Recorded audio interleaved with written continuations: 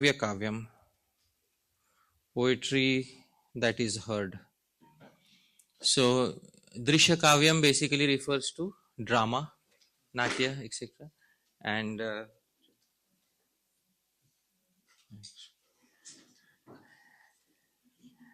Shravya Kavya refers to when a particular individual is recreating a poetry, and like we do Padyavali, etc., that is Shravya Kavya, that is to be heard. So, Drishya Kavya and Shravya Kavya are two methods for a sadhaka to come in contact with rasa. And when the sadhaka is blessed with an eternal spiritual body, that is when they can interact directly with Sri Krishna and the ras can flow. Even in the stage of perfection, the Gaudiya Vaishnava sadhakas ideally select to be a maid servant of Sri Radha, so that they can see the interactions of Sri Radha Krishna, and so all the emotions that she is feeling can be experienced not directly but through her via medium, because her capacity of experience of prema is much greater than the jiva's capacity of experience of prema, and for that reason more can be had by facilitating her prema rather than having one's own individual relationship with Krishna. One has an individual relationship with Krishna. It's not that it's completely zero, but the priority is given to her relationship with Sri Krishna, facilitating that. So when you, from a third person point of view, see her interactions with Sri Krishna, so whatever is going on in their hearts, because you are sahriday, like-minded in your spiritual body to Sri Radha, so whatever is going on in her heart, sadharanikaran, it comes to the heart of the servant. And that way they are able to experience those emotions which are otherwise impossible for a jiva in an independent relationship with Krishna. So that is the recommendation of the previous acharyas. I hope that satisfies your query. Yeah, thank you. Yes, yeah. See, now you started it, so they have. So Maharaj, we are having Q&A for 15 minutes, then I'll start the presentation. Yeah. So Hare Krishna, and thank you for a really wow katha this morning. You mentioned also that bhakti ras also there's an abhas of it also, which is you can experience it while the katha is going on or while the drama is going on, but it doesn't sustain. Yeah. But one who is touched by bhakti ras, then that is then there's no Yeah. break in that. Yeah. So my question is, what if any possibility is there, and how could the abhas then progress to bhakti ras? Yeah, Sri Rupa Goswami says here, I pulled out the answer for you. I knew the direction in which the question is going. So here it is pulled out for you. It is 1352 of Bhakti Rasamrit Sindhu. Please repeat after me, dear devotees. Hari Priya Janasyaiva Prasad Bhar Labhatah Bhava Bhasopi Sahasa Bhavattvamupagacchati. Hari Priya Janasya Eva. If you are in contact with a devotee who is very dear to Sri Krishna, Prasada Bhara, and if they sufficient prasad, prasad doesn't mean that prasad means their mercy or their their benedictions, if they give labhatah, if you attain that, bhava bhaso, so your semblance of bhava that you experience from time to sahasa, suddenly one day, bhavatvam upagacchati, will attain the stage of fixed bhava. So that is how bhava bhas is suddenly transformed into bhav. Sri Rupa Goswami says even those who are experiencing bhava bhas are extremely fortunate, because they're beginning to get a slight taste of it. So it's very fortunate if devotees have a semblance of the genuine thing. But later it is only by seeing a person live in action that you get to see how bhava bhas is transformed into bhav in your own heart. And then tasmin eva aparadhena भावाभासोप्यनुत्तमः क्रमेण क्षयम् आपनोति खस्थः पूर्ण शशि यथा. And if on the other side, if we commit some aparadh towards such a devotee, then even if we are having the best bhavabhas, the term uses anuttama. In Sanskrit, uttama and anuttama are same. Uttama means the best, anuttama also means the best. Usually when you add an, it means the opposite, but here anuttama also means the best. Right? So bhava bhasopi anuttama, even the best bhava bhas also by an aparad, kramena kshayam apnoti, will gradually reduce and you will go down into lower stages of bhakti. Khastha purna shashi yatha, just as the full moon gradually reduces during the waning cycle of the moon. So that these two verses are helpful in that regard. I hope that answers your question. Sri Rupa Goswami answered. That's all right. Okay. Yeah. I was wondering if you could clarify about the 5 primary bhakti rasas and then the 7 secondary bhakti rasas. I didn't really understand what was. So that will be a part of future. I mean, because there is 3 part. So I will be discussing 5 primary, 2nd secondary, but 7 secondary. But I hope that everyone could get a general idea of what ras is. If I was able to, give a general idea of rasa, then I am successful, because I knew there are some technical details, and always these technical details are required in order to fix a good understanding of the concept before we freely, move ahead into relishing something. So some classes are like Padyavali, where we are freely relishing, what Sri Rupa Goswami is saying. Some classes are technical classes, because we need to understand the foundation should be very good. And it's only on a solid foundation that we can build anything else. So therefore, the first talk was purely technical. I didn't take a single verse in it, but gradually then I will introduce verses, and then we will see in every verse what are the components, vibhav, anubhav, and then if there are any sthai bhav, vyabhichari bhav, we'll see the components. We'll try to identify the components, and then I'll request all of you to take sides with particular characters in the verse, and then experience the verse through that via medium. So you have something live going on, and then that is Shravya Kavya. I told you there are 2 types of Kavya, Drishya Kavya and Shravya Kavya. Shravya is poetry that is explained by someone. So it is upon the speaker to create the entire scene. That is Shravya Kavya. Drishya Kavya, scene is already created. There are actors on the stage. You just identify with the actor and start experiencing the ras. That is the difference. So only 2 types of poetry are there, Drishya and Shravya. Nothing else. So gradually it will come. Of course, I can't do Drishya Kavya here, because there is a thin line between lecturing and drama, which I never wish to cross.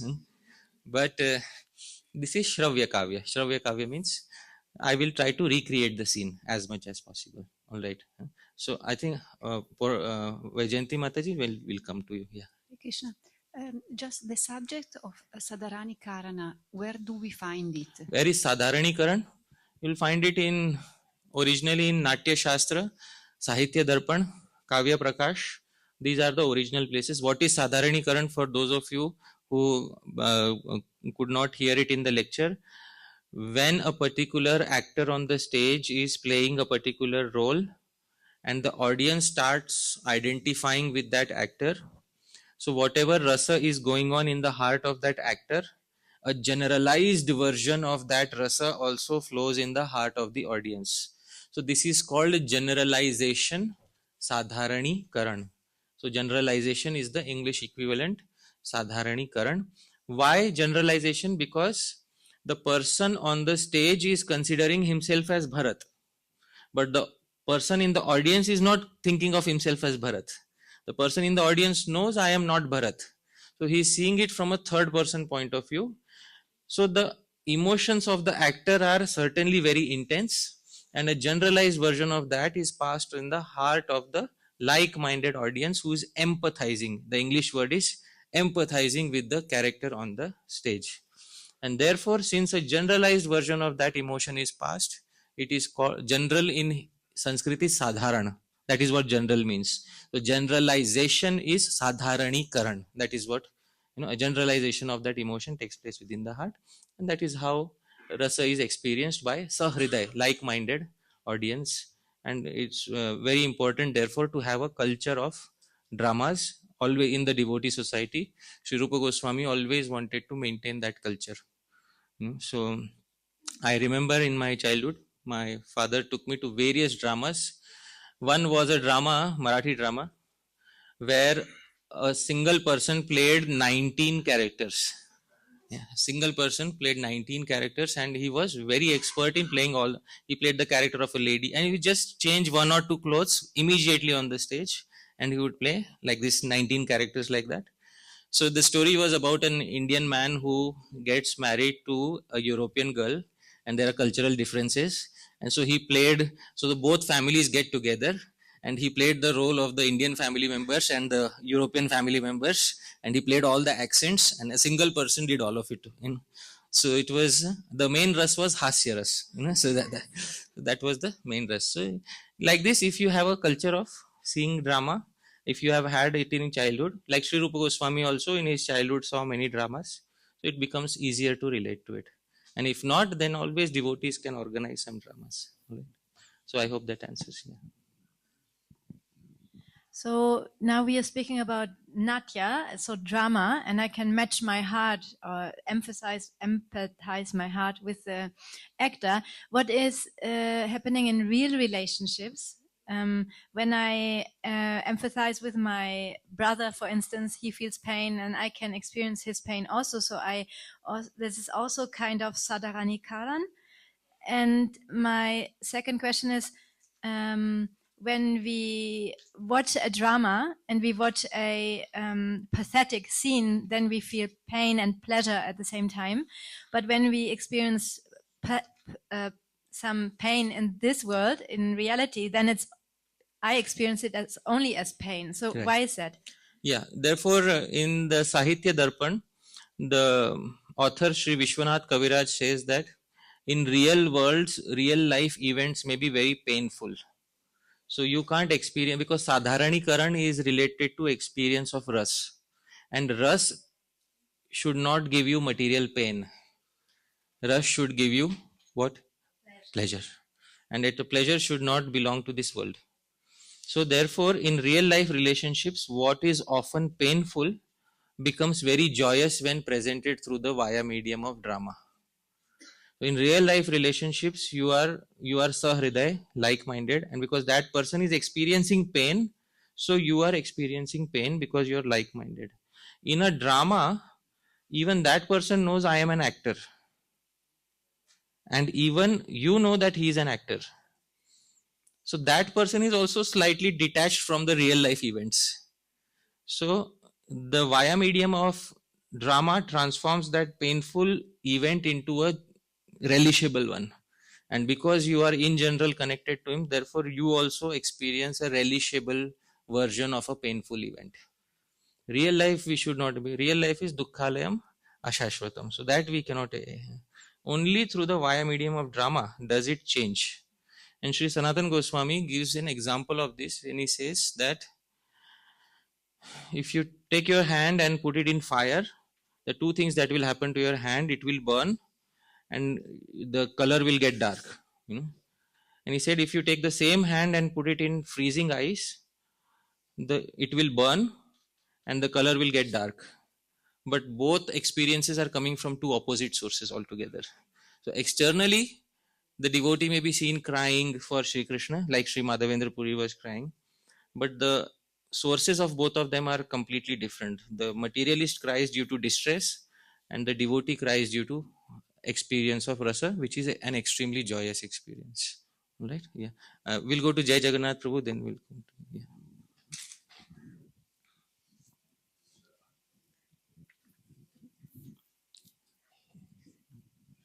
Is it true that I've heard that in material rasa, it is not that everyone in the audience could experience rasa, but only the person whose faculties have been basically refined by sattva guna, and they have the necessary impressions that allows them to extract the juice from the drama. So only they can really experience lokika rasa, And I have a follow up question. And when Vyasa is requesting us to drink the rasa, well, he's not. It doesn't seem like he's requesting everyone, because the last line says muho Muhuraho. yeah, aho rasika bhuvi bhavuka. Yeah. So the rasikas who are like bhavuka basically means like having bhav. They're able to extract the rasa. Right. So I'm like thinking about little poor me, without bhav, struggling to do shravan, kirtan, japa, and stay awake in class. How am I supposed to get the bhakti rasa? Sure. So I'm comparing like the lokika rasa person needs to be refined and sattva and have impressions, and the person who's to taste bhakti rasa should have bhav bhakti. So I'm trying not to be discouraged. All right, sure. I'll speak some words of encouragement in that direction. No problem. So you are speaking about Laukika Rasa, which is worldly drama, and the poets in worldly drama have also said, as you correctly pointed out, that the connoisseur of rasa should be situated in sattva. And what is the meaning of sattva that we take, dear devotees? The mode of goodness. Commentators say, let's say there is a drama going on Veer Ras, and there is a king on the stage who's like, slaughtering the enemy left, right, and center. So that is Veer Ras. Now please tell me, how can a person in Sattva Gun experience Veer Ras? Because you have to really critically analyze it. Just parroting the opinions of the previous acharya that you need to be in Sattva Gun to experience Rasa. So then it should apply to all the rasas, for also Veer Ras. So there is a drama being played, and suddenly there are thousands of enemies waiting at the gate, and suddenly the choicest king comes out, and with his sword in his hand, and there's big music played in the background, and then people experience goosebumps on their body. Wow! So this is does it mean that all of them are in Sattva Guna? That question should be asked. And because Sri Rupa Goswami also says Sattva Guna, and what is the meaning of Sattva? So the commentators explain that the meaning of Sattva there is that they are untouched by the Sattva Guna and Raja Guna of the world outside. However, if there is Sattva, Rajas or Tamas being depicted in the drama, that Sattva, Rajas and Tamas has the capacity of detaching them from the Sattva, Rajas and Tamas of the world outside. So that mode which detaches you from the outside world is called as being situated in Sattva for the purpose of the drama. Otherwise, even for Veer Ras, Bhayanak Ras, Bibhats Ras, you will have to be situated in Sattva Guna, which doesn't make sense at all. So that we have to understand. Second thing, you are saying about Bhav, Muhuraho Rasika Bhuvi Bhavuka. That is the audience of the Srimad Bhagavatam. In the third verse, the second verse, it says Nirmatsaranam Satam, those who are completely free of envy. So then if I think, oh my goodness, first, when will I become free of envy, and then I will be able to enter into the Srimad Bhagavatam.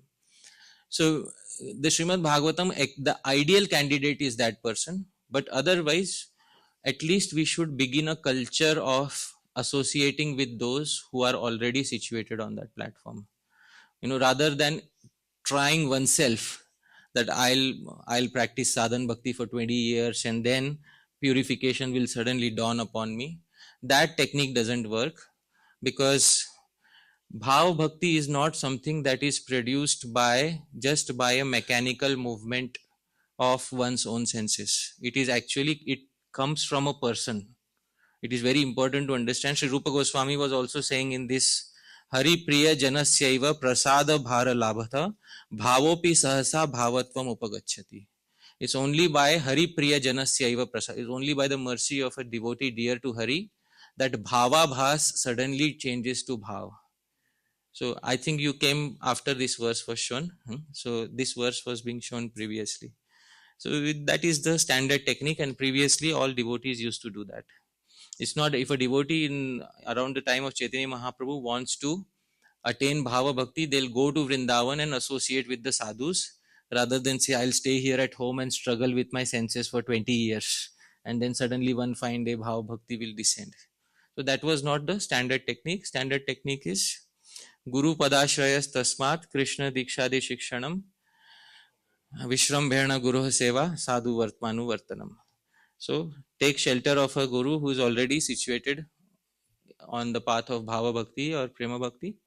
Serve them with confidence and follow the path of the previous sadhus, and everything will be easy. So I hope that answers the query. It's already 11:25. All right. So I should begin my presentation on the second part. We'll do a short kirtan and then I'll begin my talk.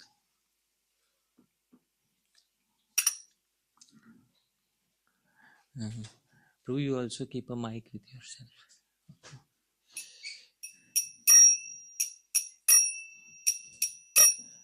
Jai Radha Madhava Kunja Bihari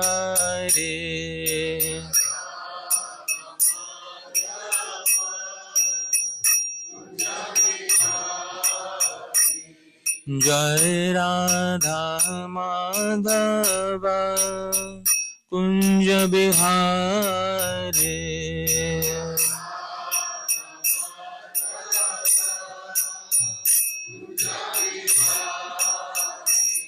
Jai Gopi Jana Vallabha Girivardhari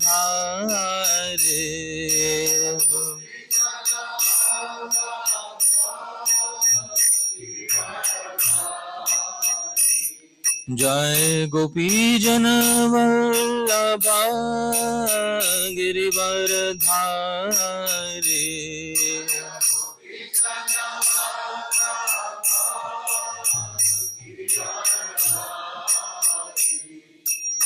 Yashodanandana Vraja Jana Ranjana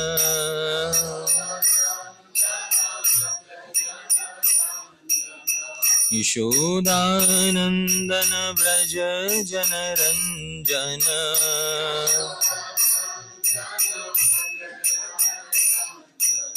Yashodanandana Vraja Jana Ranjana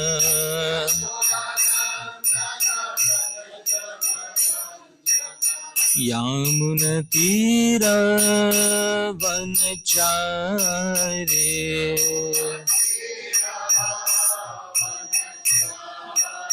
Yamuna Tira Vanachare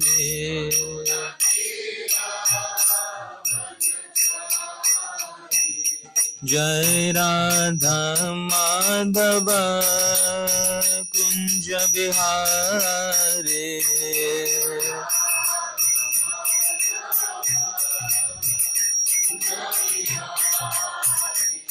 Jai Radha Madhava Kunja Bihari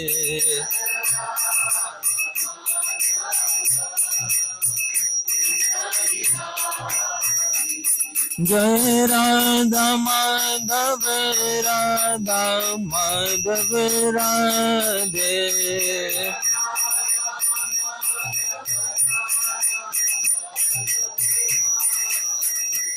Jai Radha Madan Mohan Radha Madan Mohan Radhe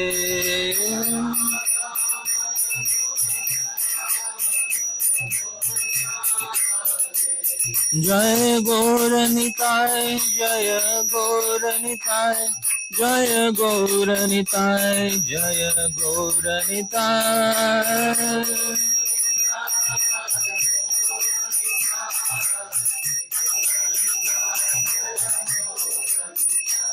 Jai Giri Govardhan Jaya Giri Govardhan Jaya Giri Govardhan Jaya Giri Govardhan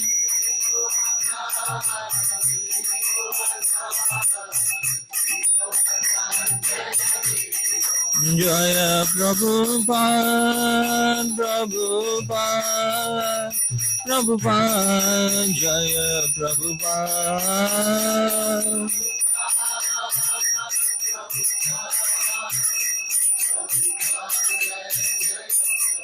Jaya Jaya Prabhupada Prabhupada Prabhupada Jaya Prabhupada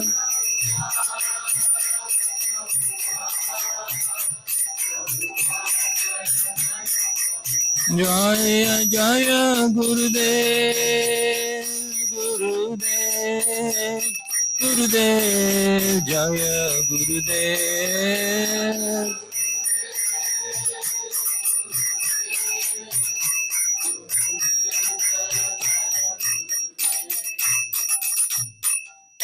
Srila Prabhupada ki, Ananta Koti Vaishnava Vrinda ki, Nitai Gaur Premanande.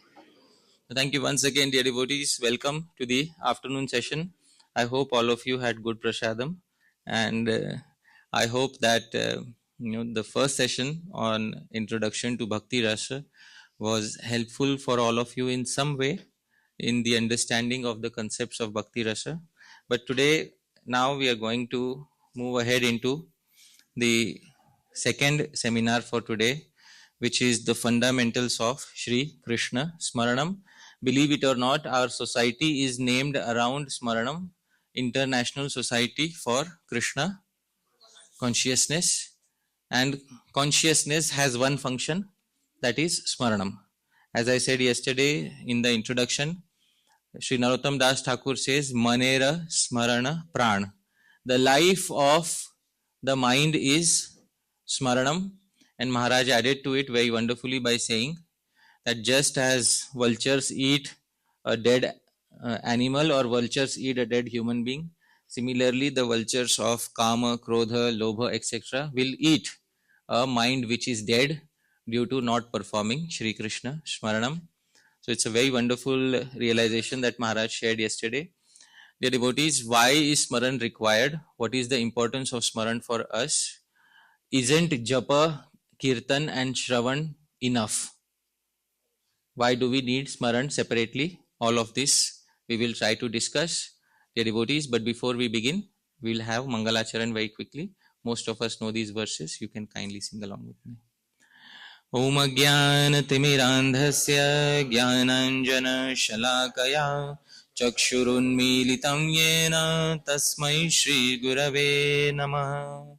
Shri Chaitanya Manobhishtam Sthapitam Yena Bhutale Soyam Rupah Kadamayam Dadati Swapadantikam Vandeham Shri Guru Shri Yutapada Kamalam Shri Gurun Vaishnavamscha Shri Rupam Sagrajatam Sahagana Raghunathanvitam Tam Sajivam Sadvaitam Savadhutam Parijana Sahitam Krishna Chaitanya Devam Shri Radha Krishna Padan Sahagana Lalita Shri Vishakhanvitamscha Namo Vishnu Padaya Krishna Preshaya Bhutale Srimate Bhakti Vedanta Swamin Niti Namine Namaste Saraswate Deve Gauravani Pracharine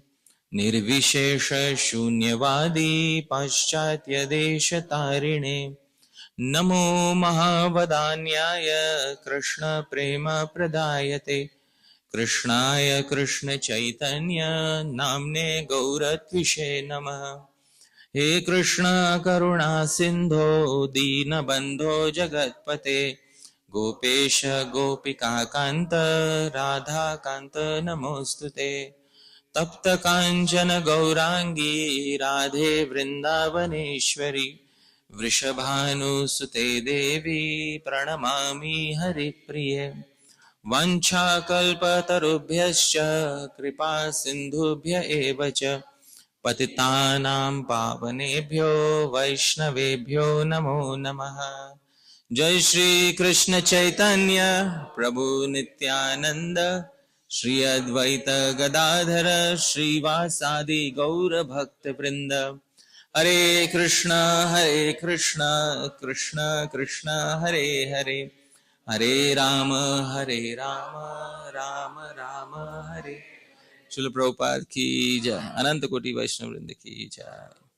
Dear devotees, we'll begin with a quote by Srila Prabhupada, and Gaurkeshwar Prabhu, kindly read what Srila Prabhupada says. Gaurkeshwar Prabhu.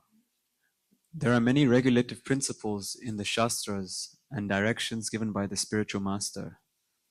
These regulative principles should act as servants of the basic principle. That is, one should always remember Krishna and never forget him.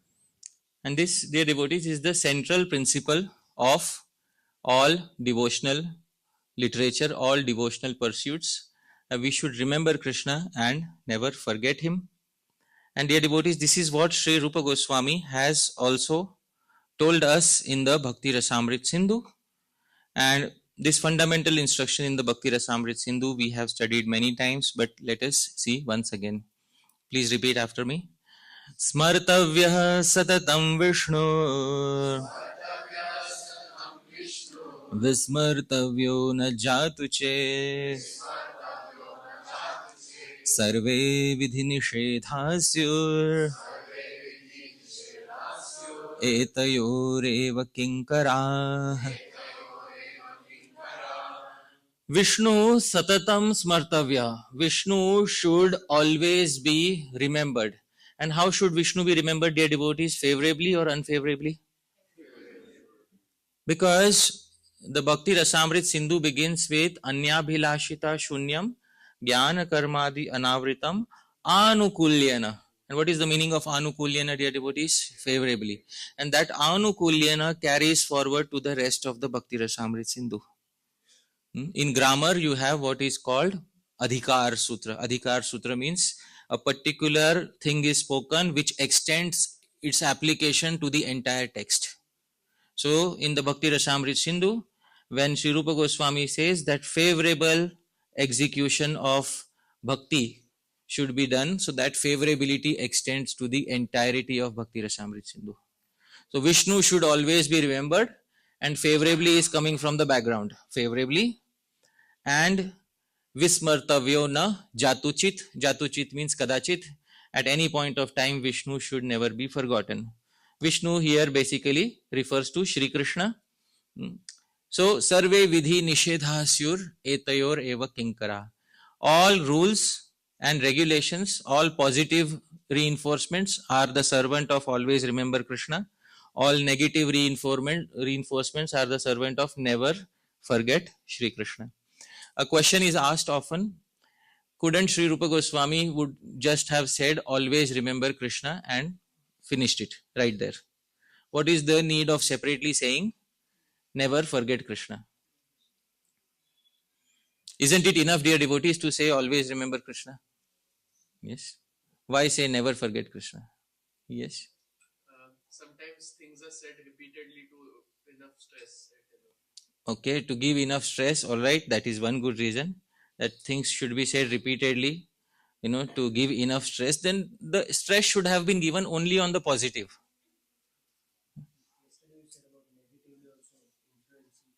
Okay, negatively also influenced. Yes, Prabhu. When we engage in Krishna consciousness, so also Maya Devi then tries to serve that devotee and provide some facility to enjoy material life. So that's the reason that it's emphasis that you are remembering Krishna. As a result, you will get some material enjoyment, but don't forget Krishna. All right. Okay, that's a unique answer, but as soon as you remember Krishna, Maya Devi gets triggered,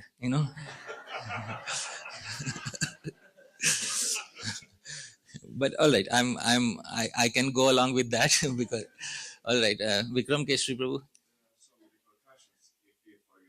Ah, wonderful. So, dear devotees, Sri Jiva Goswami explains in the commentary.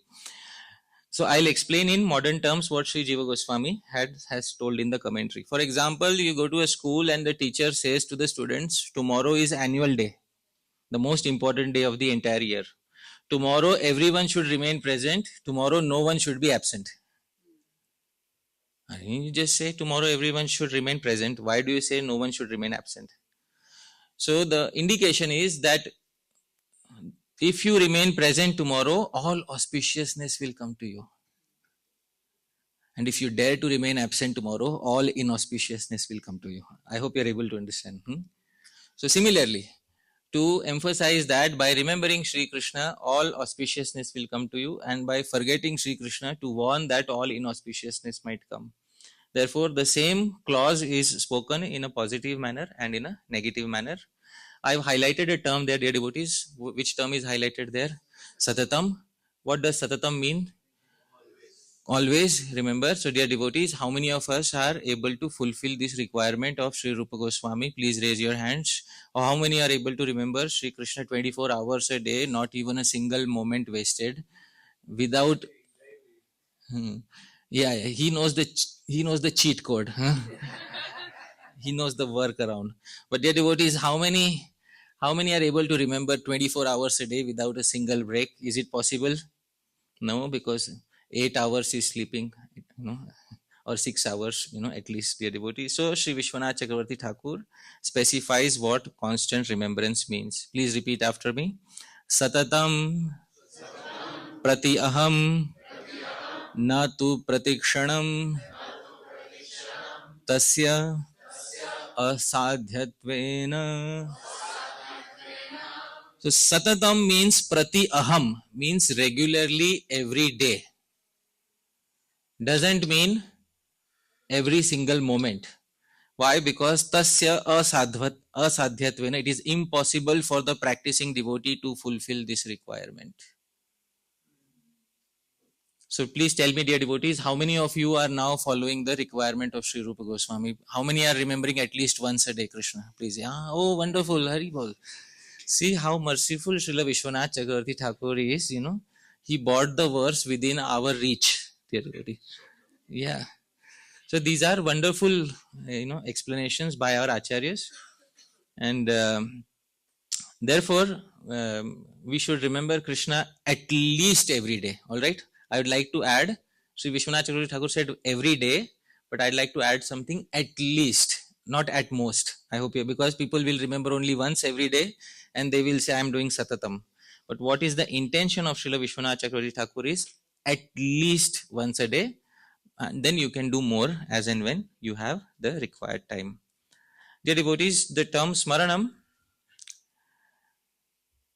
comes from the Sanskrit verbal root smre. Smre means adhyane. Smaranam means to remember, to recollect, to think of something.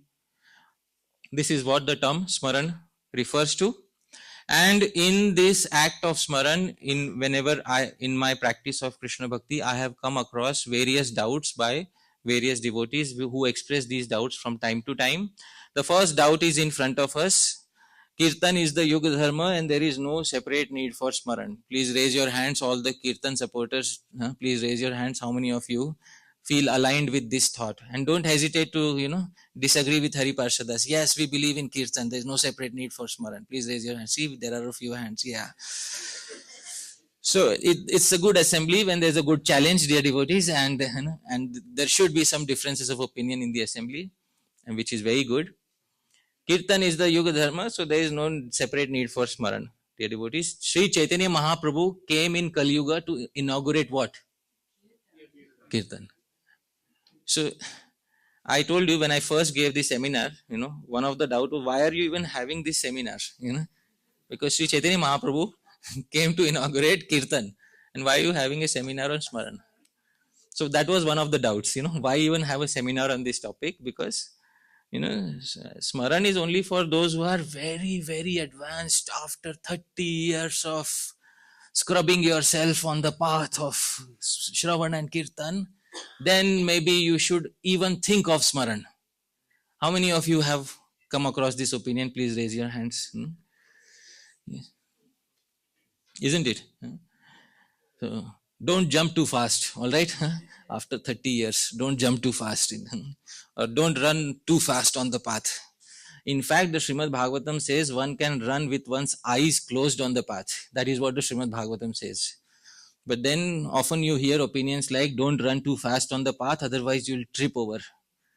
But the Srimad Bhagavatam says, even if you run fast with your eyes closed, there is no risk of slipping or tripping on this path. So sometimes some opinions have developed in the society of devotees. Another is you need to have purification of heart in order to engage in Smaran. How many of you have heard this opinion, devotees? Please raise your hand. This opinion comes from the previous acharyas. So there is, you need to have purification of heart in order to engage in Smaran. And this purification of heart happens only after prolonged practice of Kirtan. The second statement is not from the previous acharyas. Right? The first statement is, the second statement is not from the previous acharyas. That you need prolong after 30 years of Kirtan, then maybe spontaneously Krishna will one day arrive in your mind with all his details. So, dear devotees, after facing all these opinions, for so many years, and after living through some of these opinions and then not getting anywhere, I decided to align myself with the path of the previous acharyas and what they are saying about this process. And this is what devotional life is all about. Devotional life is about unlearning what we have learnt incorrectly and again learning something which comes from the previous acharyas and what is authentic. And that is a very refreshing experience. Dear devotees, often the opinion is also given that Smaran should be done on the path of Raganuga Bhakti, not so much on the path of Vaidhi Bhakti, but it is a fact that Smaran is also very much a part of Vaidhi Bhakti, because there are 9 limbs of Vaidhi Bhakti. What are the 9 limbs? Shravanam, Kirtanam, Vishnu, Smaranam. So Smaranam is the third one. And therefore Smaran should be a part of daily Vaidhi Bhakti. Dear devotees, please raise your hands. How many of you would like to perform Smaran as a daily part of your Vaidhi Bhakti?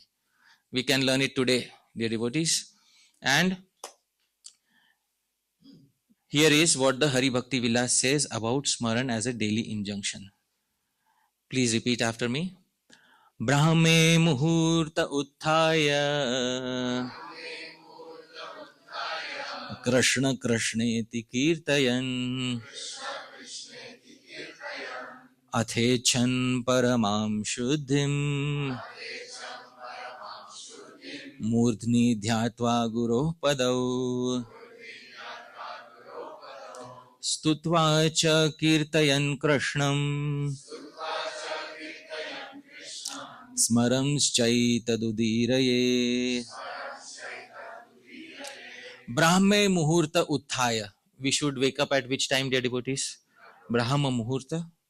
And the first thing after waking up is to take a bath. Krishna Krishneti Kirtayan. What should one do? One should perform Kirtan. What Kirtan should one perform? Please repeat after me, or you can sing with me. Krishna Krishna Krishna Krishna Krishna Krishna Krishna He Krishna Krishna Krishna Krishna Krishna Krishna Krishna He Krishna Keshava Krishna Keshava Krishna Keshava Pahi Mam Ram Raghava Ram Raghava Ram Raghava Rakshama. This initial kirtan should be performed even before brushing your teeth or washing your face. This is what should be done early morning after we wake up. Dear devotees, nothing else is required. But I have not washed my face, I have not brushed my teeth, no problem. So dear devotees, this is the first activity that is to be done after waking up, because more important than external purity is to ensure internal purity, and internal purity happens only by utterance of Shri Krishna Nam. And then it says, Atha Icchan Paramam Shuddhim. Now if you want the highest purification, then you should do something. Murdhni Dhyatva Guru Padav. Think of the Guru's lotus feet on your head at that point of time. Think, dear devotees, which limb of bhakti are we performing now? Kirtan or Smaran? Smaran. Dear devotees, we have already begun. In the early morning, even before we took a bath, that Sri Guru mercifully placed both his feet upon our head, and this is how we began our day. And then Stutvacha Kirtayan Krishnam. Then after glorifying Krishna nicely, Smaramscha etad udirayet. Then remembering Krishna, one should further utter something. All right, we'll read the translation. Gaur Krishna Prabhu, kindly read the translation. After waking in Brahma Muhurta and performing Kirtanam of Krishna Nam, then desiring the highest purification, one should meditate on the 2 feet of Guru placed on one's head. Then after glorifying Krishna, one should perform Smaran, remembrance of Krishna, and then utter the following verse. But wasn't Smaran to be done after your heart is completely purified, 30 years of chanting Krishna Nam, and then you engage in Smaran, isn't it? No. The Hari Bhakti Vilas is telling us that we can perform Smaran right here, right now, every single day, even before taking a bath. This is Smaran not of Raganuga Bhakti, this is Smaran of which Bhakti, dear devotees? Vaidhi Bhakti. So Smaran can be performed as a limb of Vaidhi Bhakti, not just as a limb of Raganuga Bhakti, dear devotees. And which verse should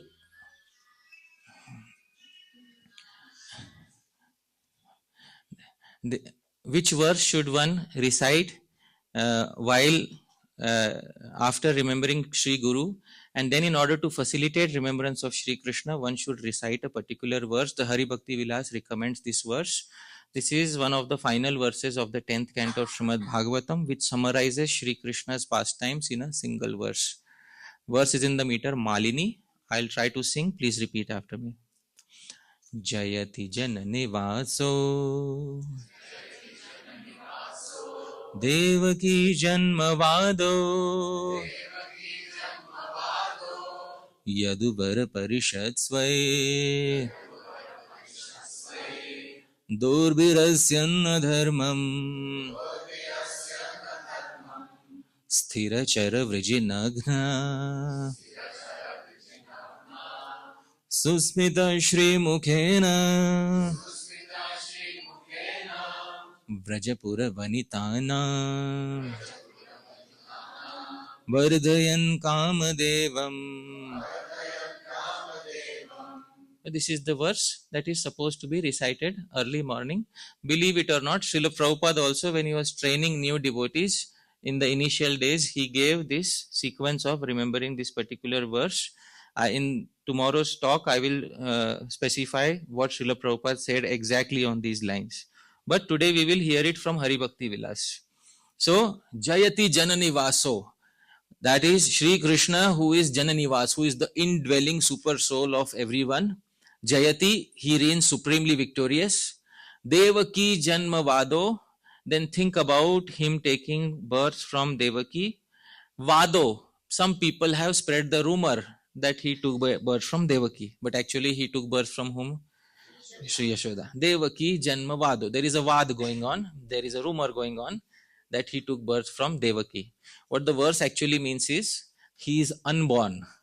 And some people say that he took birth from Devaki. But what we Gaudiya Vaishnava says, some people say he took birth from Devaki, but actually he took birth from Mother Yashoda.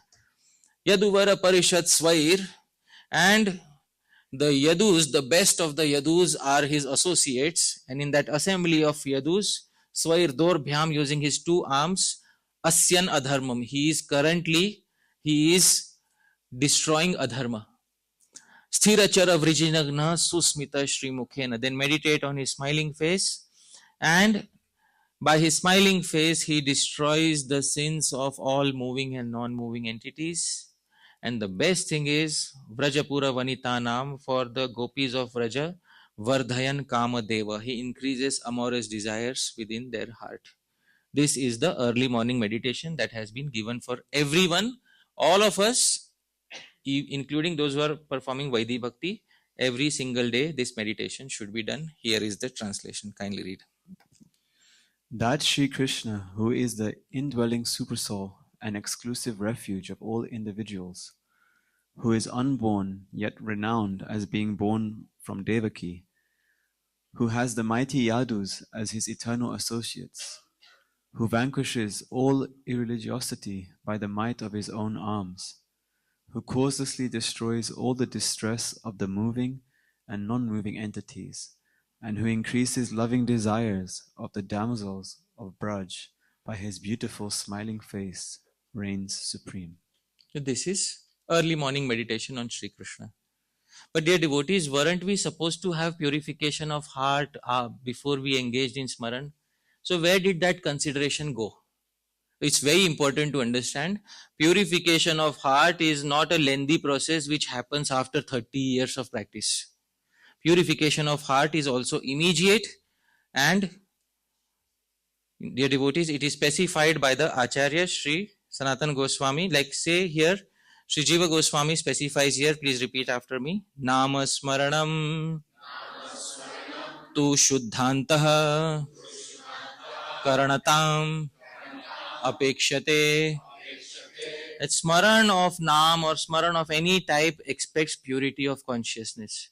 And some devotees take this to mean 20 or 30 years of long practice. Only after that is your consciousness fully purified. But the actual meaning is that through kirtan you can immediately purify your consciousness. And that was the reason why when you woke up in the morning, the first thing you did was not smaran. The first thing you did was kirtan. And what was the kirtan? Krishna, Krishna, Krishna, Krishna, Krishna, Krishna, Krishna. So this is all that is required for early morning purification. You don't have to wait 30 years for that. Sri Sanatana Goswami says in the commentary. Purvam Krishna Krishneti tan nama ucharanam eva.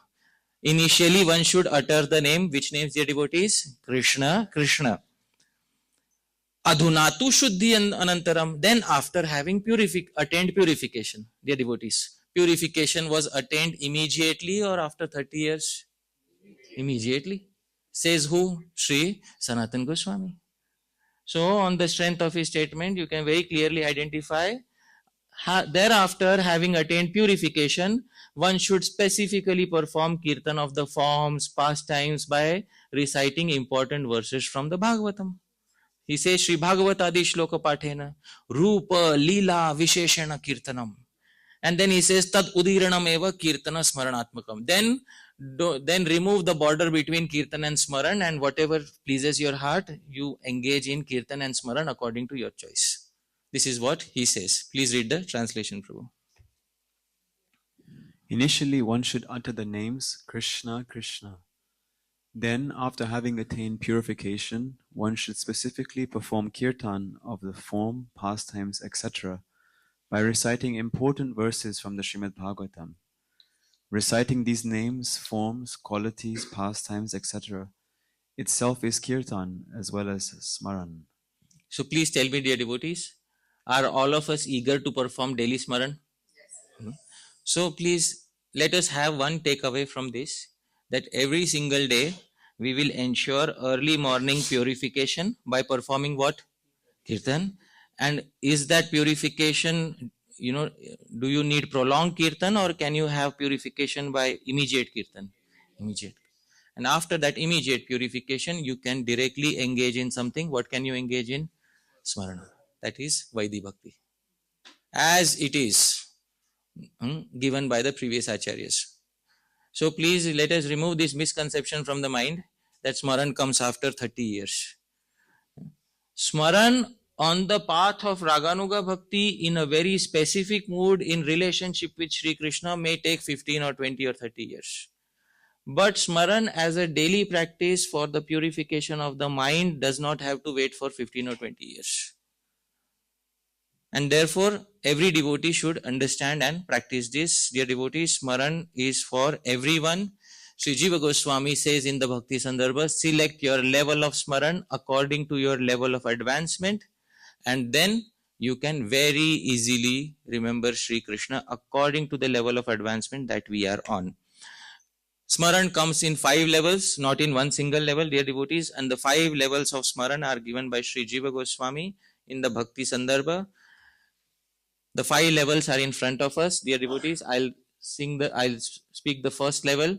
It is highlighted in red. Please repeat after me. Yat kinche anusandhanam smaranam Level 1, dear devotees, we are just progressing on the path of bhakti. We may be new on the path of bhakti. We are sitting in some place, yat kinchid anusandhanam, whatever easily comes to our mind without much effort. If we remember Krishna in that way, congratulations, you have attained level 1. And what is level 1 known as, dear devotees? Smaranam. All right. So that is general. And this smaranam may break immediately due to some distraction, some disturbance, no problem at all. You were supposed to be on level 1 and you fulfilled your duties on level 1. And please tell me again, what is level 1 known as? Smaranam. Please remember the technical names because it will be very helpful. And then after some time, you need to cultivate smaran as a practice.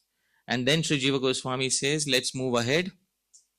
Sarvatas Chittamakrishya Samanya Karena Manodharanam Dharana. Level 2, dear devotees, is known as, please repeat after me, Dharana. So what is Dharana? Sarvatas Chittam Akrishya. You have some free time on a certain day. Sarvatas Chittam Akrishya. Pull your consciousness from all directions. Take some effort and pull your consciousness from all directions. Switch off the phone and have zero distractions. And Samanya Karena Manodharanam. In a general way, meditate on Sri Krishna's pastime, Sri Krishna's name, form, etc. And you give some dedicated amount of time without any distractions to that. Congratulations, you have attained the second level. What is the name of the second level? Dharana.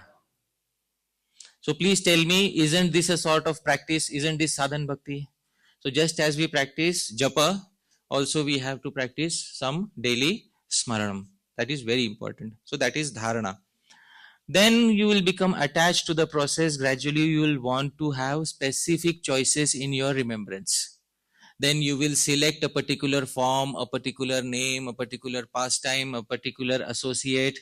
And when that happens, you will move to the third level automatically. Sri Jiva Goswami says, please repeat after me. Visheshato Rupadi Vichintanam Dhyanam.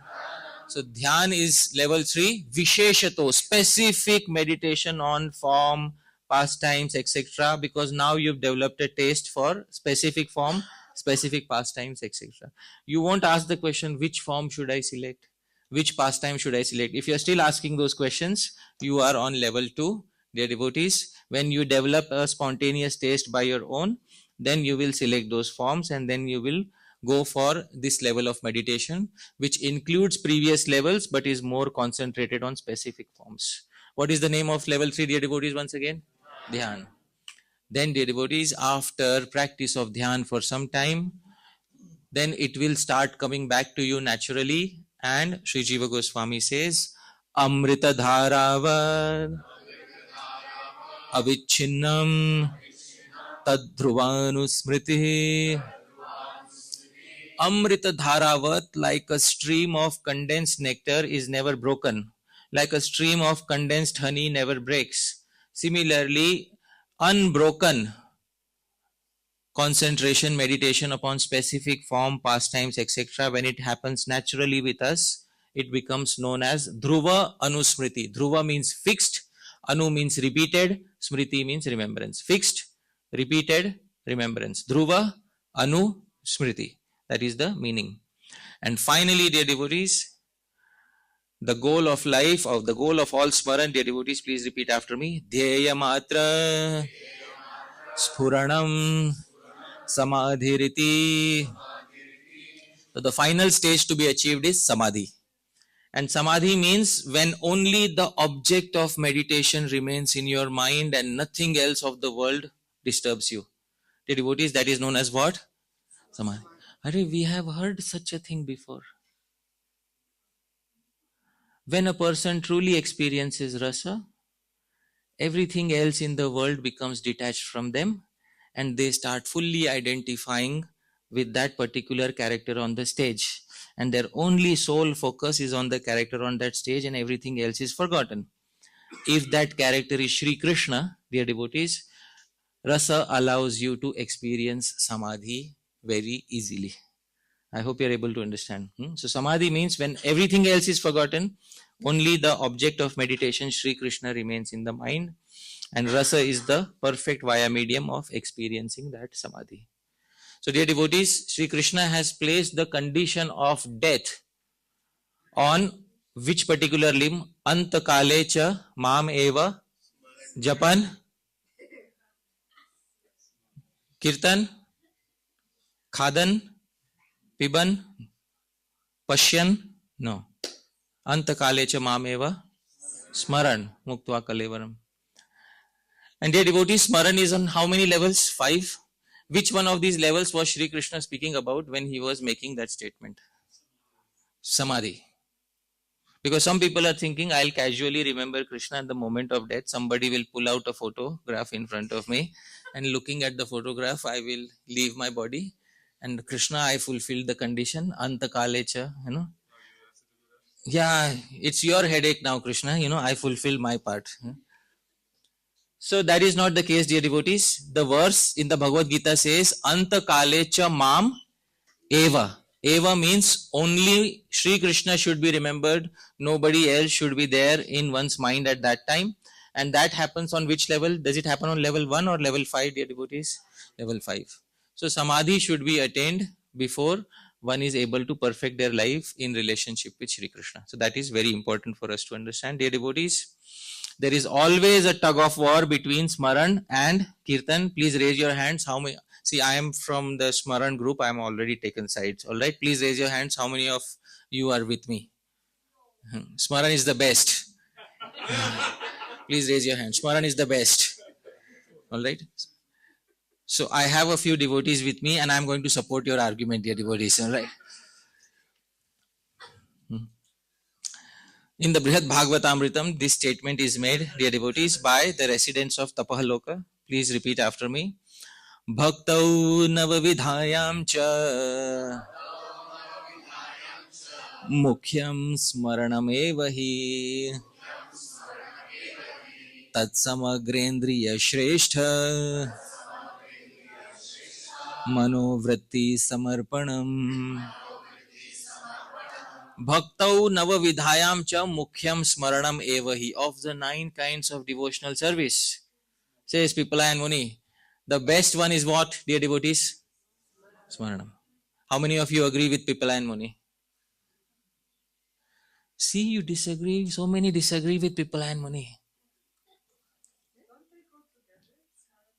See, this was another doubt. Huh? Don't they go together? Huh? I told you I didn't have an easy experience the first time I spoke. Somebody should have gone to Pipala and Muni and said, Pipala and Muni, don't they go together? It's he who is differentiating between Smaran and the other limbs. I am a parrot who is repeating his words, but it's a fact that he distinguished between Smaran, Kirtan and other limbs of Bhakti.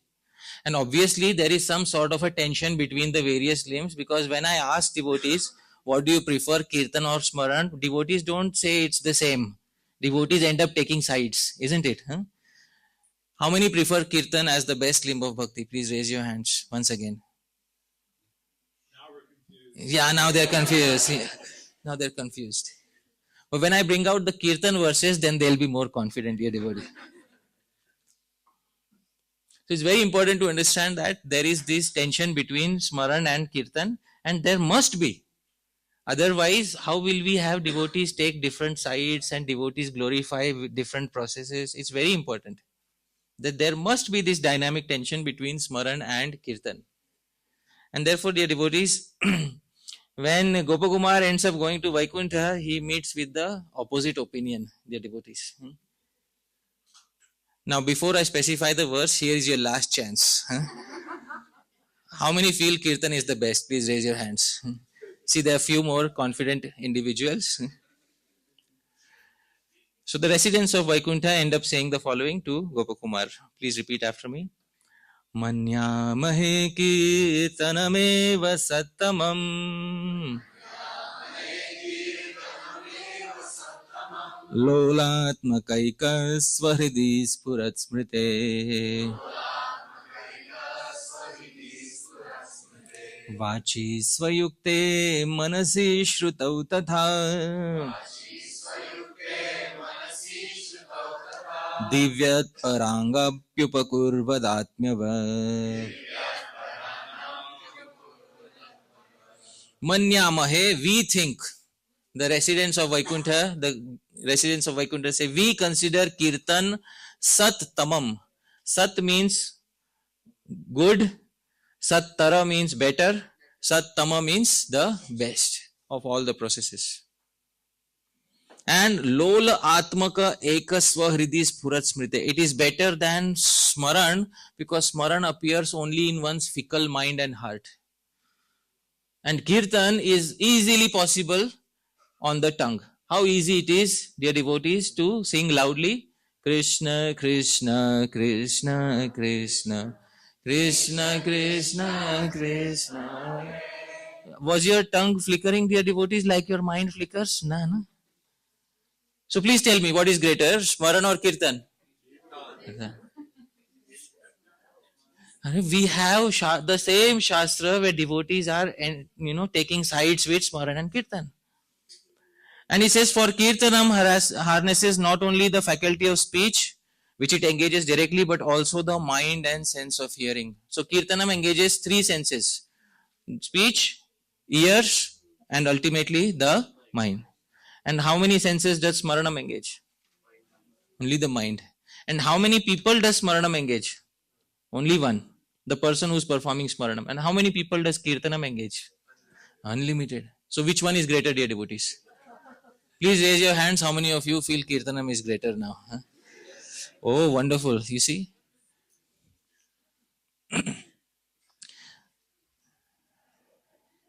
I am not going to give up easily, I told you.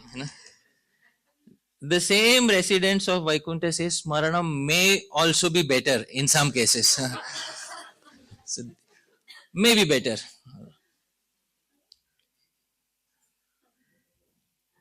Chedhyana vegat khalu chitta vritta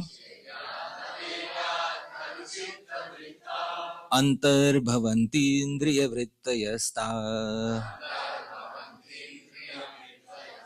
sankirtana sparshana darshanadya dhyanam tada kirtanatostu varyam. So they say there is one situation in which Smaranam can become greater than Kirtanam. And which situation? He says, if by the force of Smaranam one becomes so overwhelmed, all the senses become so overwhelmed that it overtakes even the faculty of speech and you are no longer able to perform Kirtan because of the force of your Smaran, then it is possible that you can say Smaranam is greater than Kirtanam. Not otherwise. So he says, if by the force of one's meditation, all the functions of the senses, including speech and Sankirtan, or physical contact with Bhagavan, become absorbed in the function of mind, then that Smaran may be accepted as better than Kirtanam. Dear devotees, we saw 5 stages of Smaranam. Which stage is this speaking about when all the functions are taken over? Samadhi. Oh, so only in Samadhi you can say that Smaranam is greater than Kirtanam. So this, dear devotees, is the conclusion of the Vishnu Dutas. Finally, after so much tug of war, the Vishnu Dutas end up saying something. Now please, before they say something, I'd again like to ask, how many side with Kirtan? Please raise your hands. And how many with Smaran? How many are with me? Alright. Dear devotees, whatever you love is the best. Alright, that is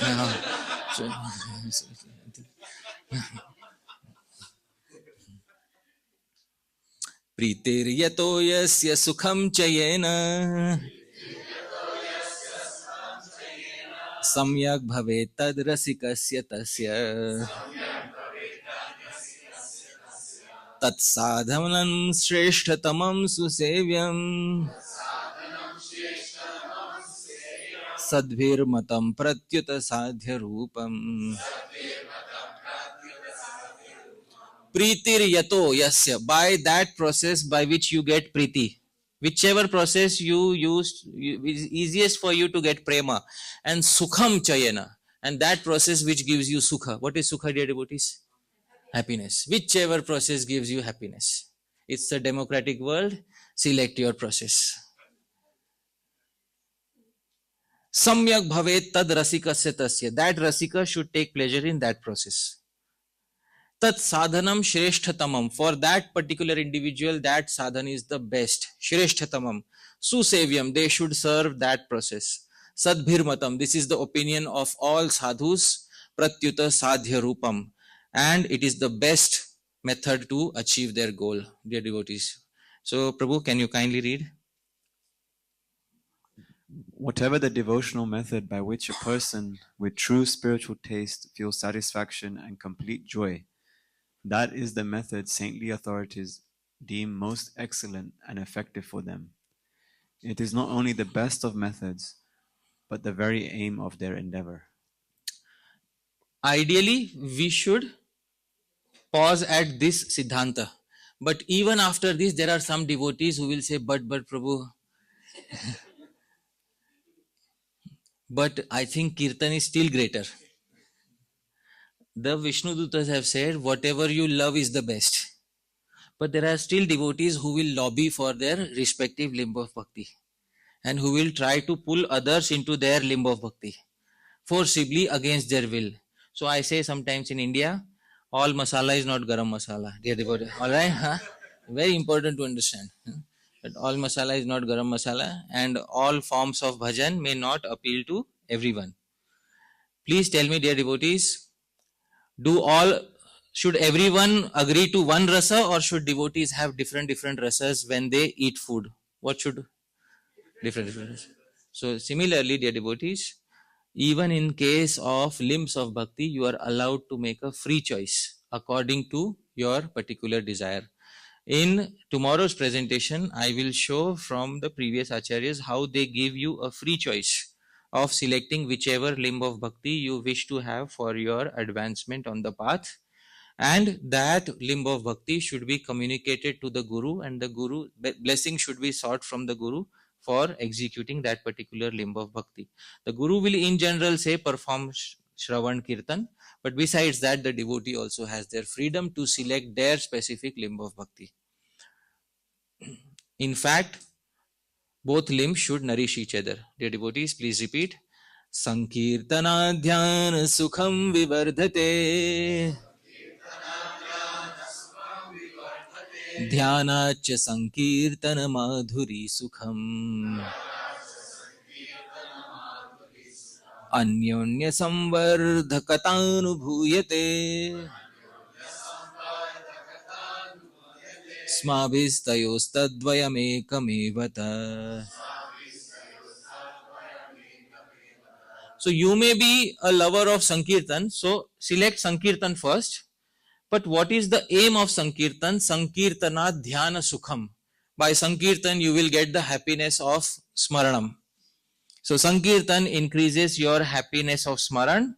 And if you are from the opposite side, Dhyanacha Sankirtana Madhuri Sukham.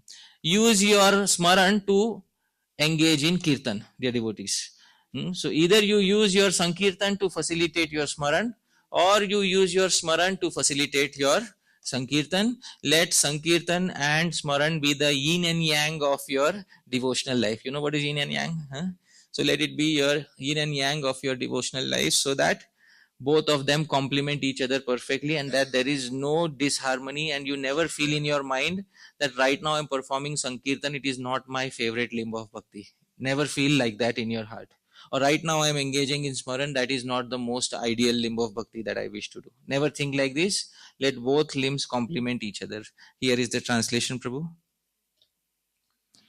By Sankirtan, the joy of meditation grows, and by meditation, the sweet joy of Sankirtan. In our own experience, the two methods fortify one another and are therefore actually one. So therefore they are actually one. But they are one, but at the same time, they have their separate cultivation methodologies. So just because it is said here they are one doesn't mean that you erase Sankirtan and keep only Smaran. Or doesn't mean that you erase Smaran and keep only Sankirtan. Both of them need to be kept distinctly, but at the same time they are one only in the sense that they nourish each other. In that sense they are one, dear devotees. Especially in Raganuga Bhakti, Sri Vishwanath Chakravarti Thakur says Smaran is going to take prominence. I spoke till now about Vaidhi Bhakti. For Raganuga Bhakti, Sri Vishwanath Chakravarti Thakur says, please repeat after me.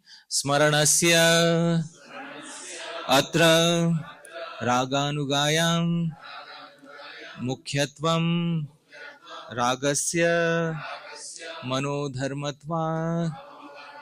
Smaranasya Raganugayam Mukhyatvam. Smaran is the main limb in the practice of which Bhakti, dear devotees?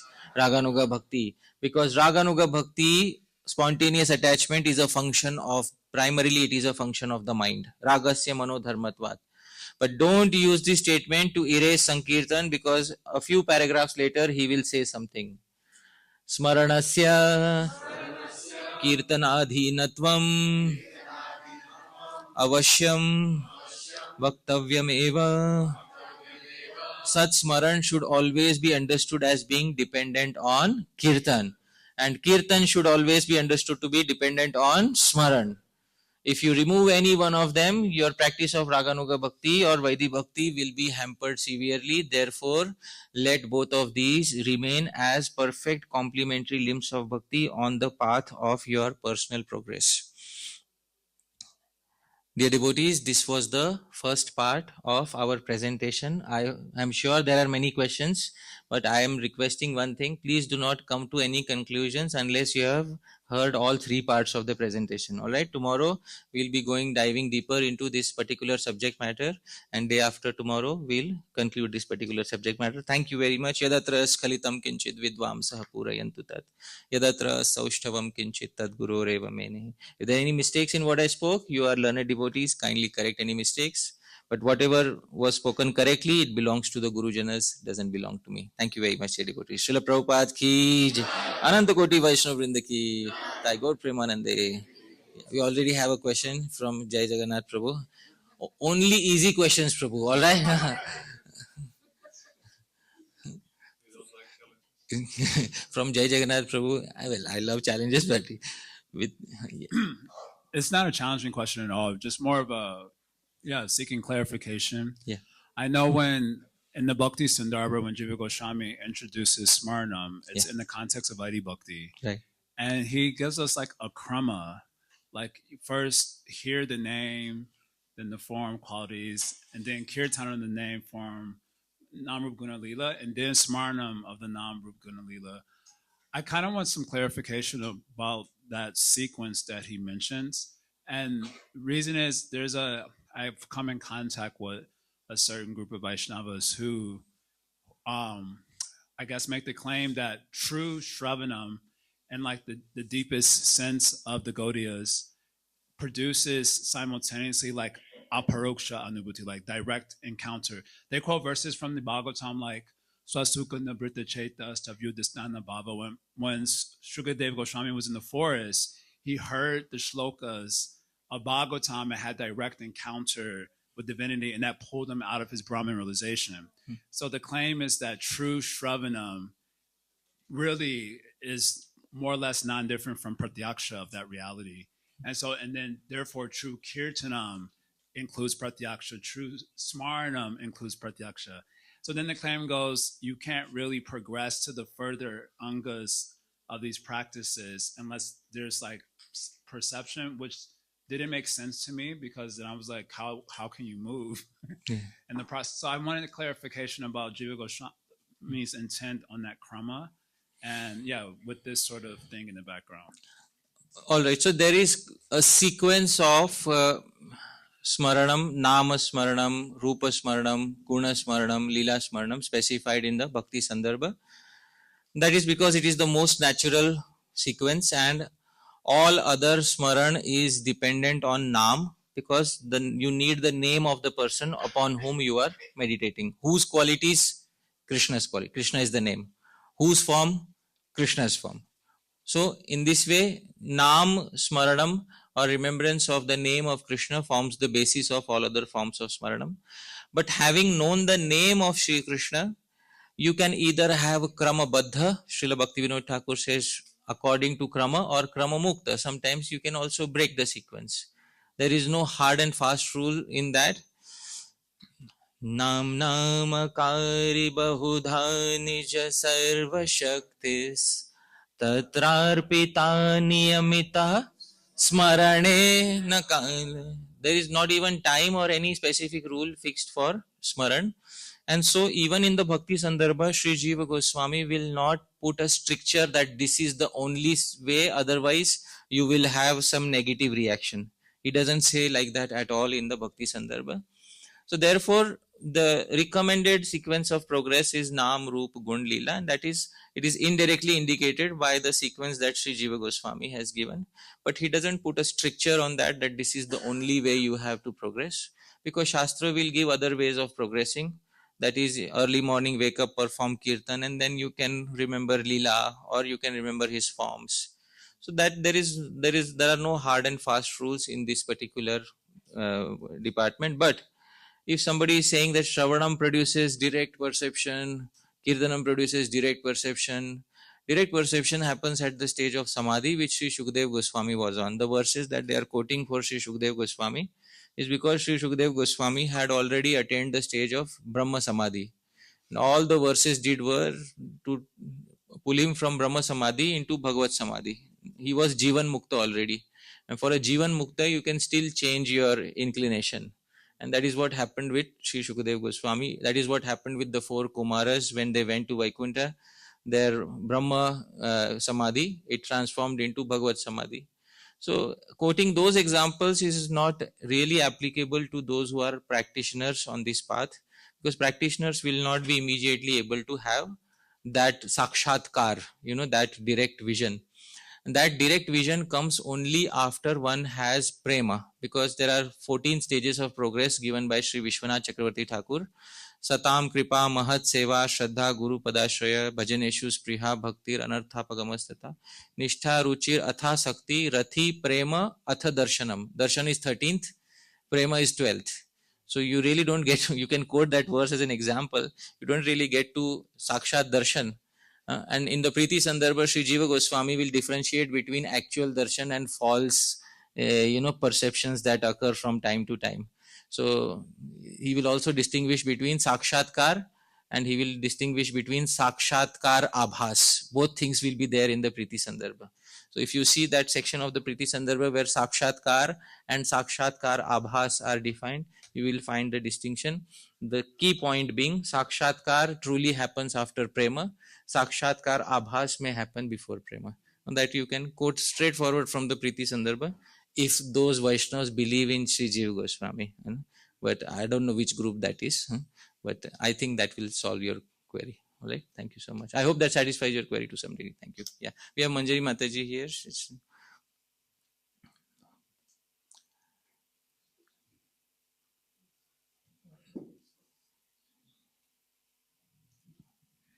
Hare Krishna. Hare.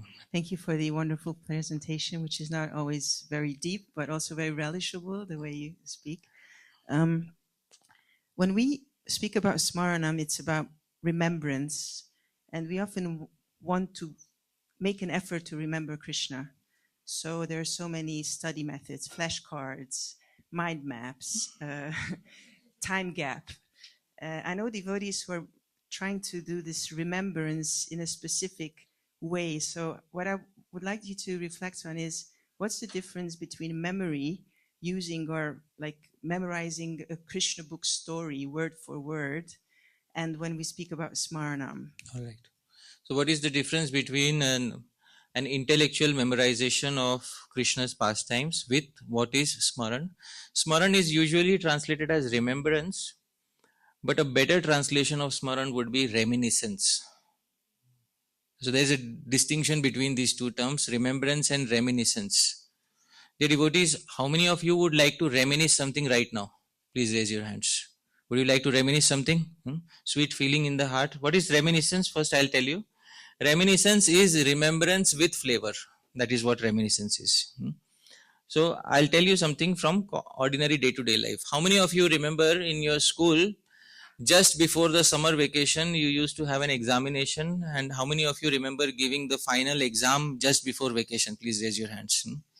Do you see yourself writing that final answer of the final, question paper just before summer vacation? And then you wrote that final answer and you gave that paper to the examiner, and you came home and you threw your bag somewhere, it cannot be found for the next 2 months. And then, dear devotees, for the next 2 months, you were the king of your life or queen of your life, and so all of you are laughing, you're smiling on your face. Is this mere remembrance or reminiscence? What is it? Reminiscence. So remembrance with taste becomes reminiscence. So you may memorize some facts using flashcards. You can use many techniques to do that. But what actually Smaran means is reminiscence should be there. So some flavor, some feeling of I and mine should be involved with Shri Krishna. That is when it turns to reminiscence. So I hope that answers your query. Thank you. Yeah. Hare Krishna. So when we speak about doing Nam Seva or Nam Smaran, some devotees say that we should only focus on hearing the name, and then the holy name will bring about reminiscence of Krishna or his pastimes. And some devotees say that we can do better Nam Seva if we at the same time remember Krishna.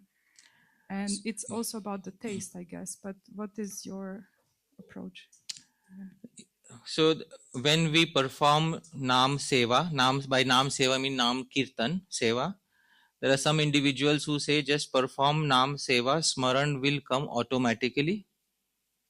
And then there are some individuals who say you have to separately endeavor for Smaran. So that is the question you are asking?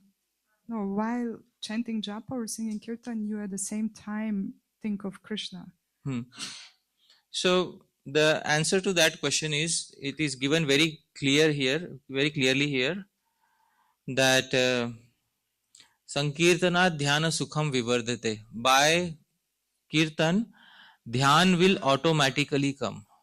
Now when people say remembrance will automatically come, what they are expecting is after 10, 20, 30 years, Krishna should personally come to them and say, today onwards you start remembering me. I hope you are able to understand. That is what they are expecting. In fact, remembrance comes naturally and spontaneously when we are hearing Krishna Katha other times of the day, and when we are doing kirtan, some remembrance will come naturally. It's so natural when people sing, it's so easy to remember. Jai Radha Madhava Kunja Bihari. And you remember, Gopi Jana Vallabha Girivardhari. It's so easy, spontaneous. It is. You don't need that. It's not a separate permission is not needed from Bhagavan to achieve that. It happens automatically and spontaneously. But for those whose minds are very distracted, let's say today was a very disturbing day, and it is not easy for me to focus on remembrance of Shri Krishna.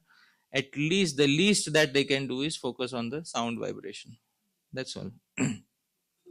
So there is a conversation with Srila Prabhupada where he says, but if you not only chant but hear attentively, that is required.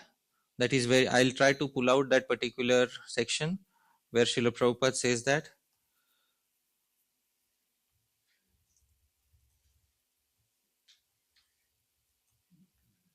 Here it is. So devotee is asking, Prabhupada, when we first got to chant Hare Krishna, a way to concentrate is just to concentrate on the vibration. Should we try to strive for? He says, no, concentrate on the vibration, simply hear. This is what you were saying. It is very easy. If I say Hare, you can hear even without concentration. But if you hear attentively means your mind should be involved in that. That is required. And if it goes one step beyond that, if reminiscence also comes, that is all the more appreciated. Reminiscence should come from the authentic descriptions given by the previous acharyas. So that if that is there, then there is no problem at all. And Srila Bhaktisiddhanta Saraswati Thakur Prabhupada used to say, after 10 or 15 years, one must have some advancement of this sort. Otherwise, one is not performing anartha nivritti properly. So it is much needed, especially after a decade of performing bhajan. All right, I hope that answers your query. All right. Anyone else? Yes. Then we'll come to Brajnath. Yeah.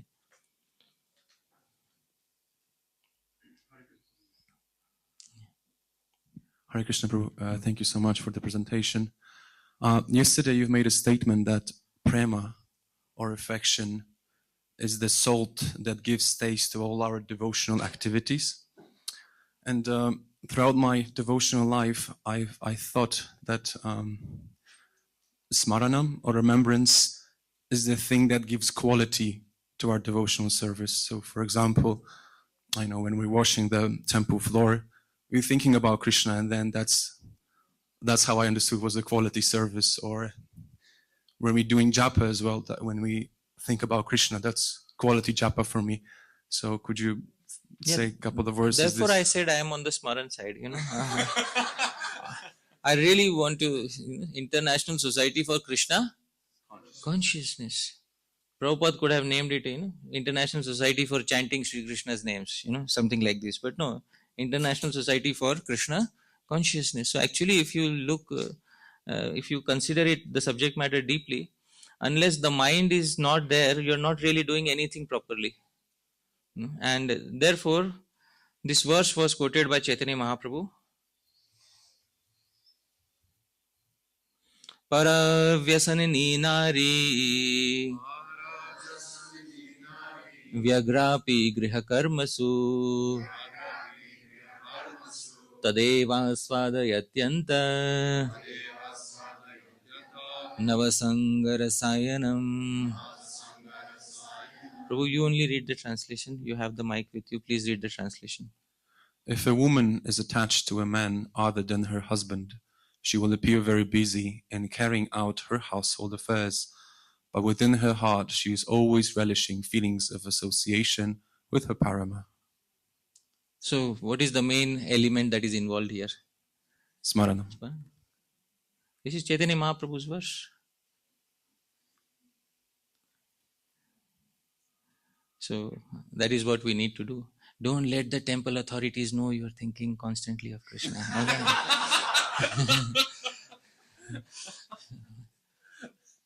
They might think you are, you lost it. But it is very important to lose it at a certain point of time. It's very important. Narad Muni says there are only two people happy in this world.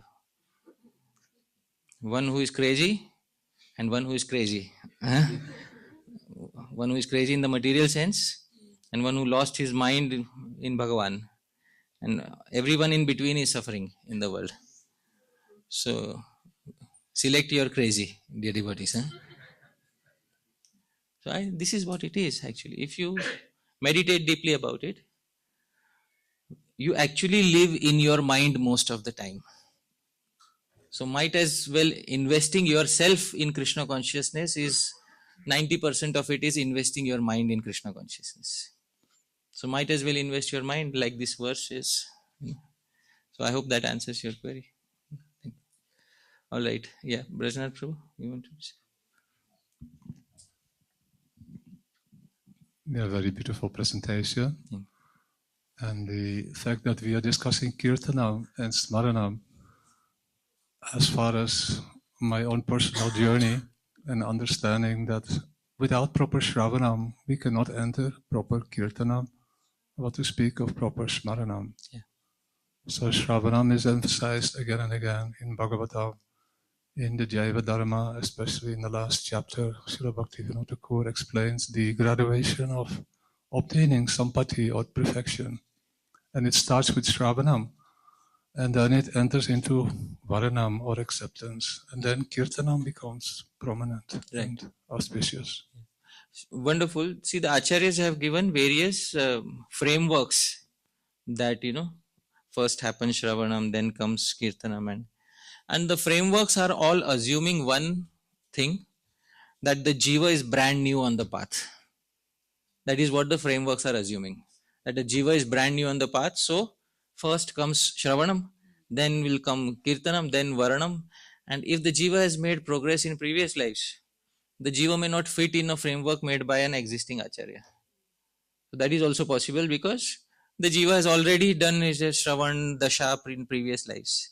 So when they come, they are directly interested in Smaranam, because that progress has already been made in previous life. So sometimes the best of the frameworks given by the previous acharyas may not exactly fit a particular living entity in it, because Sri Baldev Vidyabhushan says adrishta, what is unseen from previous lives we do not know. But those are very good frameworks, in your practice of bhakti. Srila Bhaktisiddhanta Saraswati Thakur Prabhupada, when he made the Gaudiya Math logo, there was something which I'd like to show in the logo which was made by Srila Bhaktisiddhanta Saraswati Thakur Prabhupada. And this is a very nice way to understand it. You can see here in the center, those who read Devanagari, what is written in the center, dear devotees? Naam. So Naam is the basis of everything. Srila Bhaktisiddhanta Saraswati Thakur Prabhupada said, Naam, for Shravan, Kirtan, Smaran, everything is, the basis is Naam. And then on one side is Vaidhi Bhakti. You can see here Vidhi. Vidhi has deity worship in it. And then there is the path of Archanam here, which supports this. And the Shastra required for it is Pancharatra, Narad Pancharatra, given here. And on the right hand side is Raga Bhakti. Raga Bhakti is supported by Kirtanam. And Kirtan has a Mridanga and has a printing press, because printing press is also Brihat Kirtan. And then there is Sri Sri Radha Krishna Lila, and the Shastra which supports this is Srimad Bhagavatam. And the foundation of all of this is a Gaudiya Guru, and the highest example of this is Sri Chaitanya Mahaprabhu. Alright, so if you see how it was all organized by Srila Bhaktisiddhanta Saraswati Thakur Prabhupada, you will come to know that both Vaidhi Bhakti and Raga Bhakti, Shravanam, Kirtanam is the basis actually of all of this. So Shravanam, Kirtanam, and ultimately Raga Bhakti comes through that particular path. But I agree, the frameworks are brilliant given by all the Ado Shraddha, Tatah Sadhu Sango, that is one framework. Then Shravan Dasha, Varan Dasha, Smaran Dasha, that is another framework. But we should not be surprised if sometimes a jiva doesn't fit in any particular framework, because they may have made progress from previous lifetime. So let's be flexible about, otherwise we start institutionalizing the framework of the acharyas. Oh, you didn't go through Shravan Dasha, so you're not eligible for Smaran. But there can be something from previous lives. That is also a subtle consideration. I agree with you. Yeah. But the principle of Shravanam fructifies in the what we call in many different societies Siddha Pranali or Ekadash Bhav. Yeah. So to assume that most of us don't need that type of approach, I think it is an exception. Yeah, that's in exceptional cases, a jiva might have made some progress in previous lives, but the general path of progress is given by the acharyas. Go through Shravan Dasha, Smaran Dasha, Varan Dasha. And there's in other Gaudiya groups also, they have their path of giving, pranalis, which our acharyas also had, Srila Bhakti Vinod Thakur. We respect all of that, but it may not be applicable for most of the living entities of this age, because most of the living entities need to undergo some purification in the form of Shravanam Kirtanam. So that is agreed upon. Especially in the broader movement. In the broader movement, it is definitely needed, because Siddha Pranali works very nice if the sadhaka comes from a cultured background and they know all the basic details already. They've been performing Shravan Kirtan through family lineages. It works very well. But if there is no such samskar for that, then it may not work so well. So whatever works the best should be done, and all methods are respectable. All methods are respectable in this regard. The objective should be Smaran. Yeah, objective should be Kirtan Smaran. Very good. Yes, thank you. Yeah, anyone else? Yes, Mataji. Guru Hari Prabhu, you have to indicate when the last query is. All right? Okay. Yeah. Thank you, Prabhu. Very nice presentation. My question is, it becomes very easy when we are in association to remember Krishna via Smaranam or Kirtanam. But when we go back to the material world again to do the basic chores, our basic responsibilities to fulfill that, so it becomes very difficult. I'm not sure if I'm the only one in this room who's facing that difficulty. But yeah, outside this room, I can say there may be many people like me who really want to remember Krishna or reminiscence on a daily basis, on a regular basis. But yeah, it becomes difficult at times.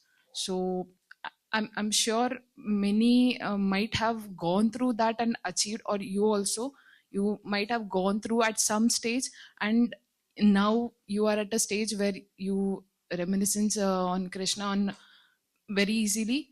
But how to attain that, or how to come to that level? So yeah. The solution is don't go out of this world. Why do you go? And that is the solution. The universe is already so happy you are here situated, and then don't go from this world.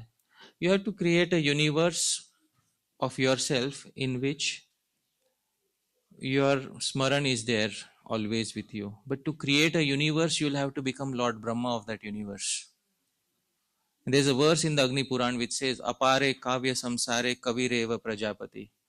In the dynamic universe of devotional poetry, the poet is Lord Brahma. So each and every one of us needs to have a universe in which we can dive at any point of time. In order to make a home, it requires so much gathering of, stuff from outside. Imagine, in order to make a universe centered around Sri Krishna, how much do we need to hear Shravanam? How much do we need to, internalize it within our mind? And then we can have a universe of ourselves which we can dive into at any point of time. Right now, our condition is we don't have that home with us. That may be our condition. But someday we should start building that home. And we start building that home by hearing from sadhus about Shri Krishna's Naam, Shri Krishna's form, Shri Krishna's pastimes, etc. And then we gradually keep all of these things within our mind. We internalize it. We start knowing the details. And gradually you will have another home where you can stay forever. And it's not just during the retreat that you feel, enthusiastic. But it is a gradual process, but you will have to start putting in some efforts for Shravanam Kirtanam. So I hope that answers your query. All right. Yeah. I was just wondering if there are particular adhikar or particular qualification we need to have to go from Smaranam to Dharana and from Dharana to Dhyanam. Is there any landmark that we know, okay, now at this stage I can go there, or it's just because of taste, or how do we know? It's in fact the opposite. You progress organically and naturally, because previously how individuals used to perform bhakti. I'll tell you a very simple example. My grandfather, he didn't belong to any institution or a big group of devotees. We had our village and there were 5 people who were devotees in that village. Every morning, my grandfather and those 5 people will get together, and Mangal Aarti is when all 5 are together. That's Mangal Aarti time, all right? So sometimes it can be 6 o'clock, 6:30, 7 o'clock, or whatever. And then there was nothing to prove to anybody else, because you are a devotee in your own private life and you are progressing on your individual path. So think of the sandarbhas in that context, because often we think that now we need to have some gradation or some formal certification that this is the stage when you are allowed to progress here. But that is not how it works. It is a very organic and natural, like 5 people in a village, they get that sort of an environment, and naturally you will feel the desire for a higher stage of Smaran, so you naturally engage in that. And the fact that you are naturally engaged in a higher stage of Smaran indicates that you have progressed. Not that you have first progressed and then you enter into Smaran. The fact that you have naturally entered into a higher stage of Smaran indicates that you have progressed. In the Madhurya Kadambini, Srila Vishwanath Chakravarti Thakur gives equivalents. He says that Dhruvanusmriti is on the level of Bhav and Samadhi is on the level of Prem, and you can find all of that at the end of Madhurya Kadambini. But frankly speaking, when a devotee progresses like that, you don't keep checking stages, right now I am on Dhruvanusmriti, my adhikar is this or my adhikar is that. Falling in love is not divided into stages. Even in the world outside, it is not divided into stages. The stages are made by experts who see people who have fallen in love. But when people fall in love, it's not that they consider, no, today I am on the stage of basic love. So today my adhikar is I'll only gift her a rose. All right? And after 3 months, my adhikar will be that I can say to her, I love you. So this is not how relationships in the world work outside, and this is not also how relationships with Sri Krishna work. It should be a natural sequence. Don't commit any aparats, and whatever comes organically to you on that level, you keep on progressing. Just as in a village with 5 people, there is nothing to prove to anybody. That is the sort of bhakti which I really loved, that model. My grandfather told me, you come with me one day to see how we practice. I said, all right. So I saw with him early morning Aarti, they used to perform, and they used to chant Nam Kirtan and all of that. So that is the sort of model in which bhakti develops very organically. That is what I hope that satisfies your question. Okay. All right. Anyone else? Yeah. Oh, Lokapavani Devi. Thank you.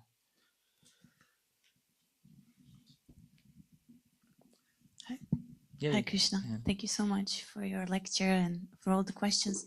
I just have I need archanam to do smaranam and kirtanam and so on. So it's like, can you say something? Is it like, when we talk about progress, I feel like it will always have to be here. Like it's maybe like Nam for me is like abstract sometimes, because Nam is a person and is conscious and all that we read in the scriptures, but it's very difficult to have that perception when you're chanting the Mahamantra. But when you're worshipping the deity, then it's easier because we are conditioned as such. So I don't know. It's not because you're conditioned. It's because your particular inclination from previous lives is such that you are naturally attracted to Archanam. It is given here. And Archanam may be categorized under Vidhi here, but Archanam in Gaudiya Vaishnavism is actually, it also is under Rag Bhakti. Because before you perform Archanam, there is something called as Bhut Shuddhi. Bhut Shuddhi means you dissociate with your current ego, your current identity, and you take on a new ego, a new identity in order to serve Sri Sri Radha Krishna. And then that entire worship is nothing but, a beautiful form of smaranam that you're doing as you're performing the worship. So, Pritir Yato Yasya, whatever gives you the greatest happiness, that is the limb of bhakti for you. It's not because you're conditioned or something. It's because you find your natural taste in that particular limb of bhakti. So it should be more and more encouraged. Please perform more and more archanam. And more doesn't mean just increase the number of deities on the altar. More and more may, because sometimes we have a population issue on the altar. So more, increase more and more means have more and more feelings towards the deities and relate personally to the deities, speak to the deities. So that itself is smaranam. And that's so wonderful. I wish I could have had that. I am just like direct, my own inclination is, kirtan, smaran, but you have for deity worship, if I could have had that, I would have considered myself much more fortunate. But you have that already. There must be something good inclinations from previous lives. So very nice. Thank you so much. Yeah.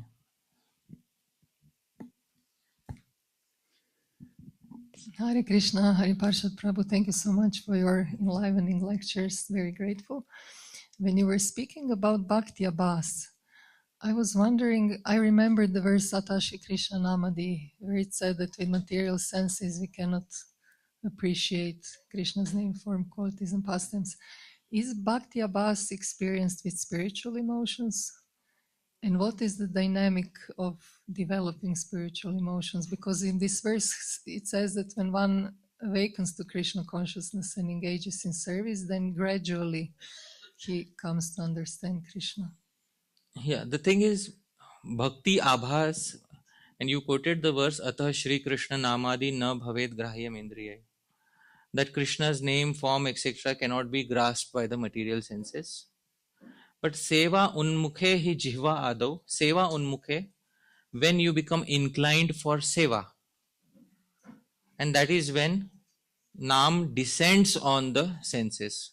So the senses cannot grasp Nam, but Nam can spiritualize the senses and descend on the senses. But seva unmukhe, when you become inclined for seva, question arises, whose seva? Whose seva? Please tell me. Krishna's. So that we are all inclined for. So seva under the guidance of a person who is already experiencing bhakti ras. Yasya deve para bhaktir yatha deve tatha gurau. It's only in the association of such a guru that genuine spiritual realization descends on the heart of the devotee.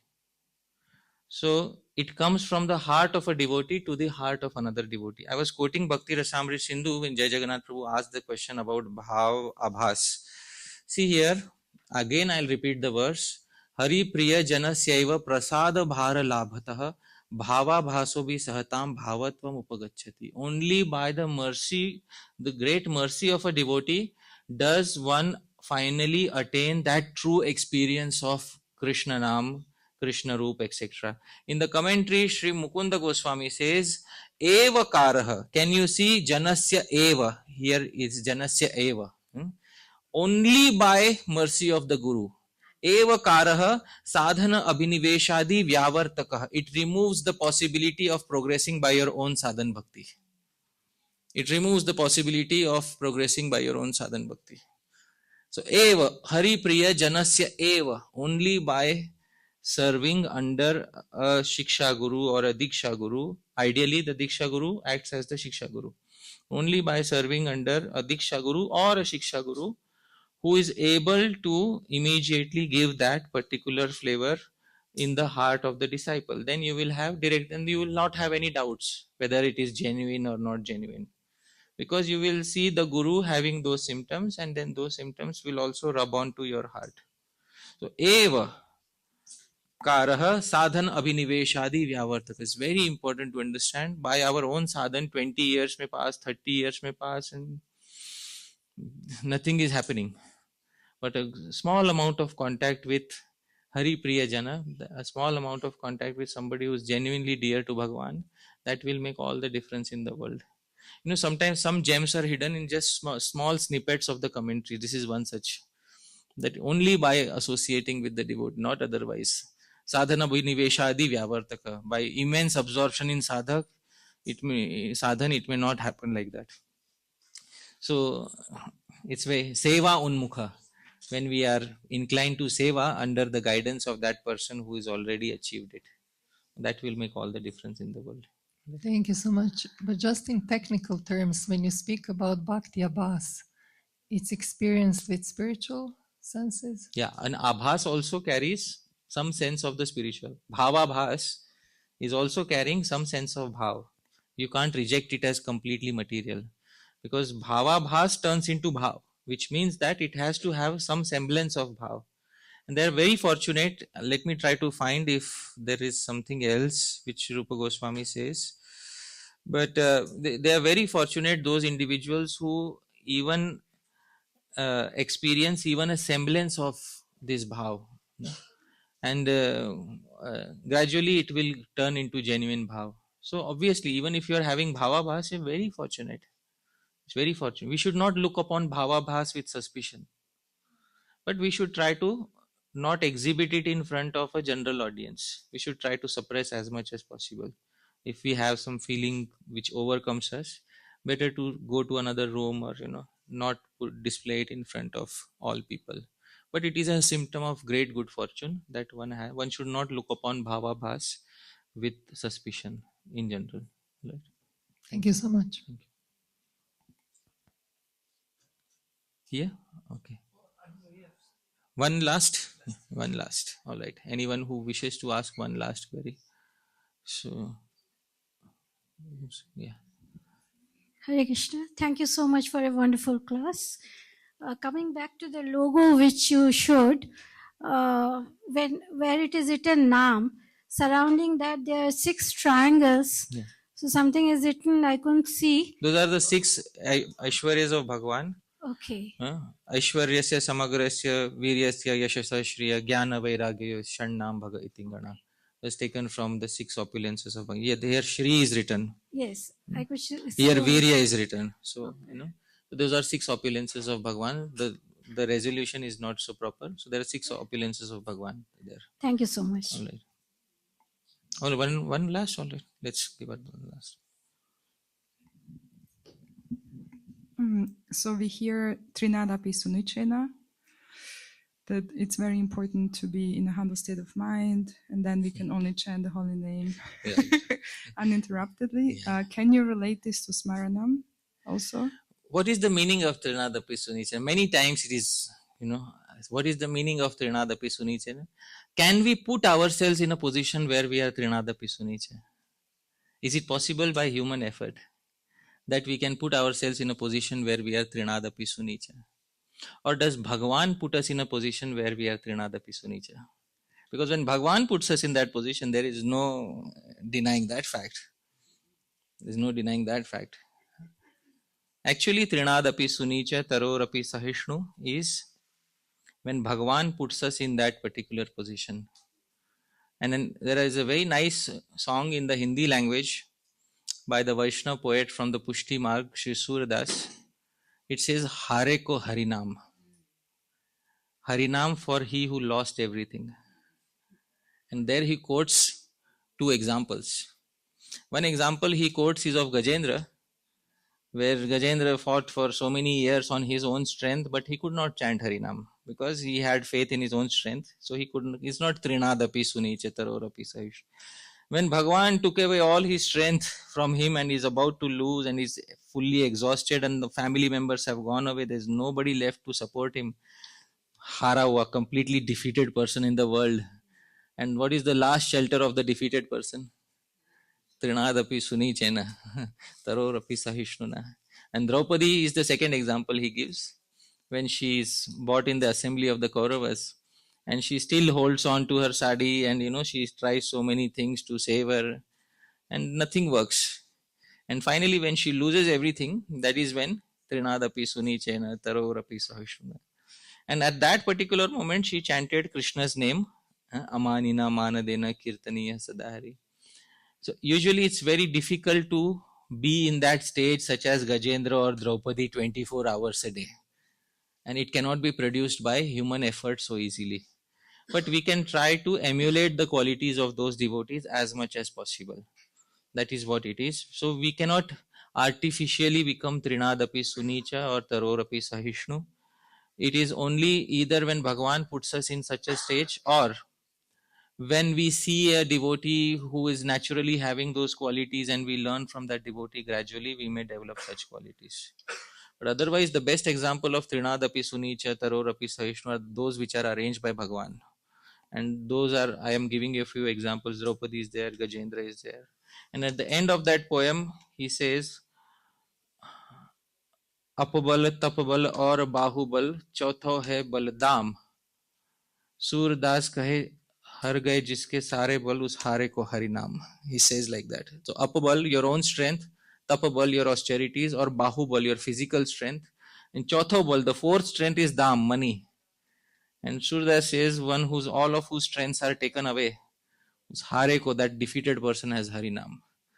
So this is a very, sometimes Bhagavan arranges Trinadapi Sunichana, like he did for Sri Haridas Thakur when he was beaten in the more than 20 marketplaces. But otherwise, in general, one can emulate those qualities of the great devotees, but you cannot expect 24 hours to be, in that same intensity of Trinadapi Sunichana that, these great devotees underwent. Yes, so before we do Smaranam, we should also emulate the mood of humility and then go through surrender and expect the Lord's mercy like this. It should come naturally as a part of one's bhajan. In the beginning you may do, but later it should be an internalized part of one's character. And it should not only in those 2 hours of doing bhajan, but in the rest of the day, the remaining 22 hours make a lot of difference about in regards to what we do in those 2 or 2.5 hours. So Trinadapi Sunichana can be done 24 hours. And then those 22 hours will boil down into those 2 hours that we perform our japa or kirtan. And that is how it can be understood easily, right? Thank you so much. Thank you, Maharaj. Would you like to give some concluding words?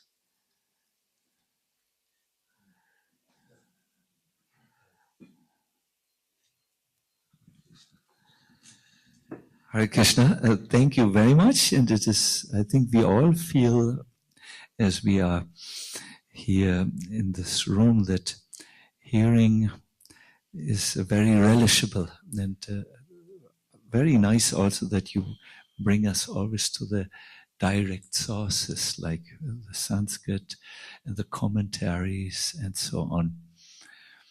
Yeah,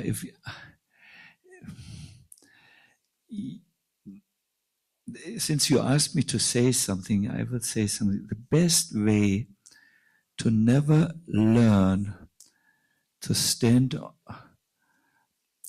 on your hands, is to never try. So the best way to never learn Smaranam is you never try. I believe that the verse of Hari Bhakti Vilas, that in the morning get up and chant Hare Krishna, Krishna Krishna, or Krishna, Krishna, Krishna, Krishna, Krishna, hey, and then think about Krishna, do some Smaranam by taking this verse. Perhaps you want to have a picture of Radha and Krishna, and then go with this verse. Is the best way to learn Smaranam. It's subtle. I liked very much, Hari Prasad, when you said, yes, there are these structures, there are these systems, there are these frames, but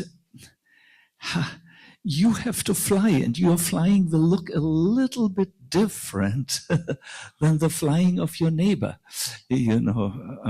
You will have to practice, and if you practice, you will not get what it is. So I suggest that as we are going to listen more and more, day after day, on Smaranam, that we do something. Maybe you want to do what Hari Prasad gave you as a takeaway, and tomorrow, as you get up from the bed, go Krishna, Krishna, Krishna, Krishna. Oh, I'm so tired. I don't believe I do this. Krishna, Krishna. What am I singing? Krishna, hey. Oh, good. Once again, I do it. And then you let me sit down. What was the shloka? Acha. There was Jayati Jana Nivasana. Find it on your mobile distraction machine, your mobile telephone, and then, have it there. Then read a little part, close your eyes, and remember what you read, and you will see all of a sudden images will come. Oh, okay, I'm now here in this part with where Krishna had said Krishna is increasing the amorous desires of the gopis. Then I hear about Rasa Lila. Oh yeah, now, there is the banks of the Yamuna I see before my eyes. My God, and this and that, this is how it starts. I really want to request you. Swimming you learn by swimming. Eating you learn by eating. Of course, it's good to hear a few instructions, move this feet and move that hand and so on. But ultimately you have to jump into the water and do it yourself. So that is perhaps a little milligram of comment. Hare Krishna. But we feel very satisfied. I think we all I can speak for all of you in the audience. It's a very focused atmosphere. You are serving us the Charanamrita from Krishna's lotus feet as they are found in the Shastras. But we are very thirsty. Hare Krishna.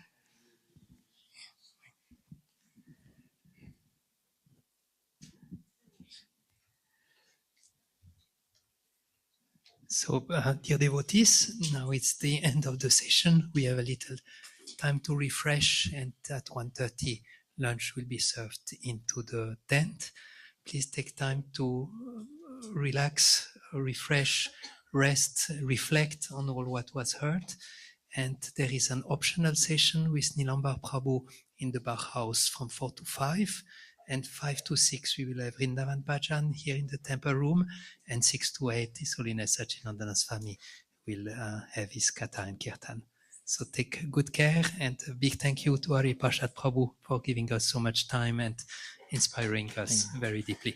Hare. Hare.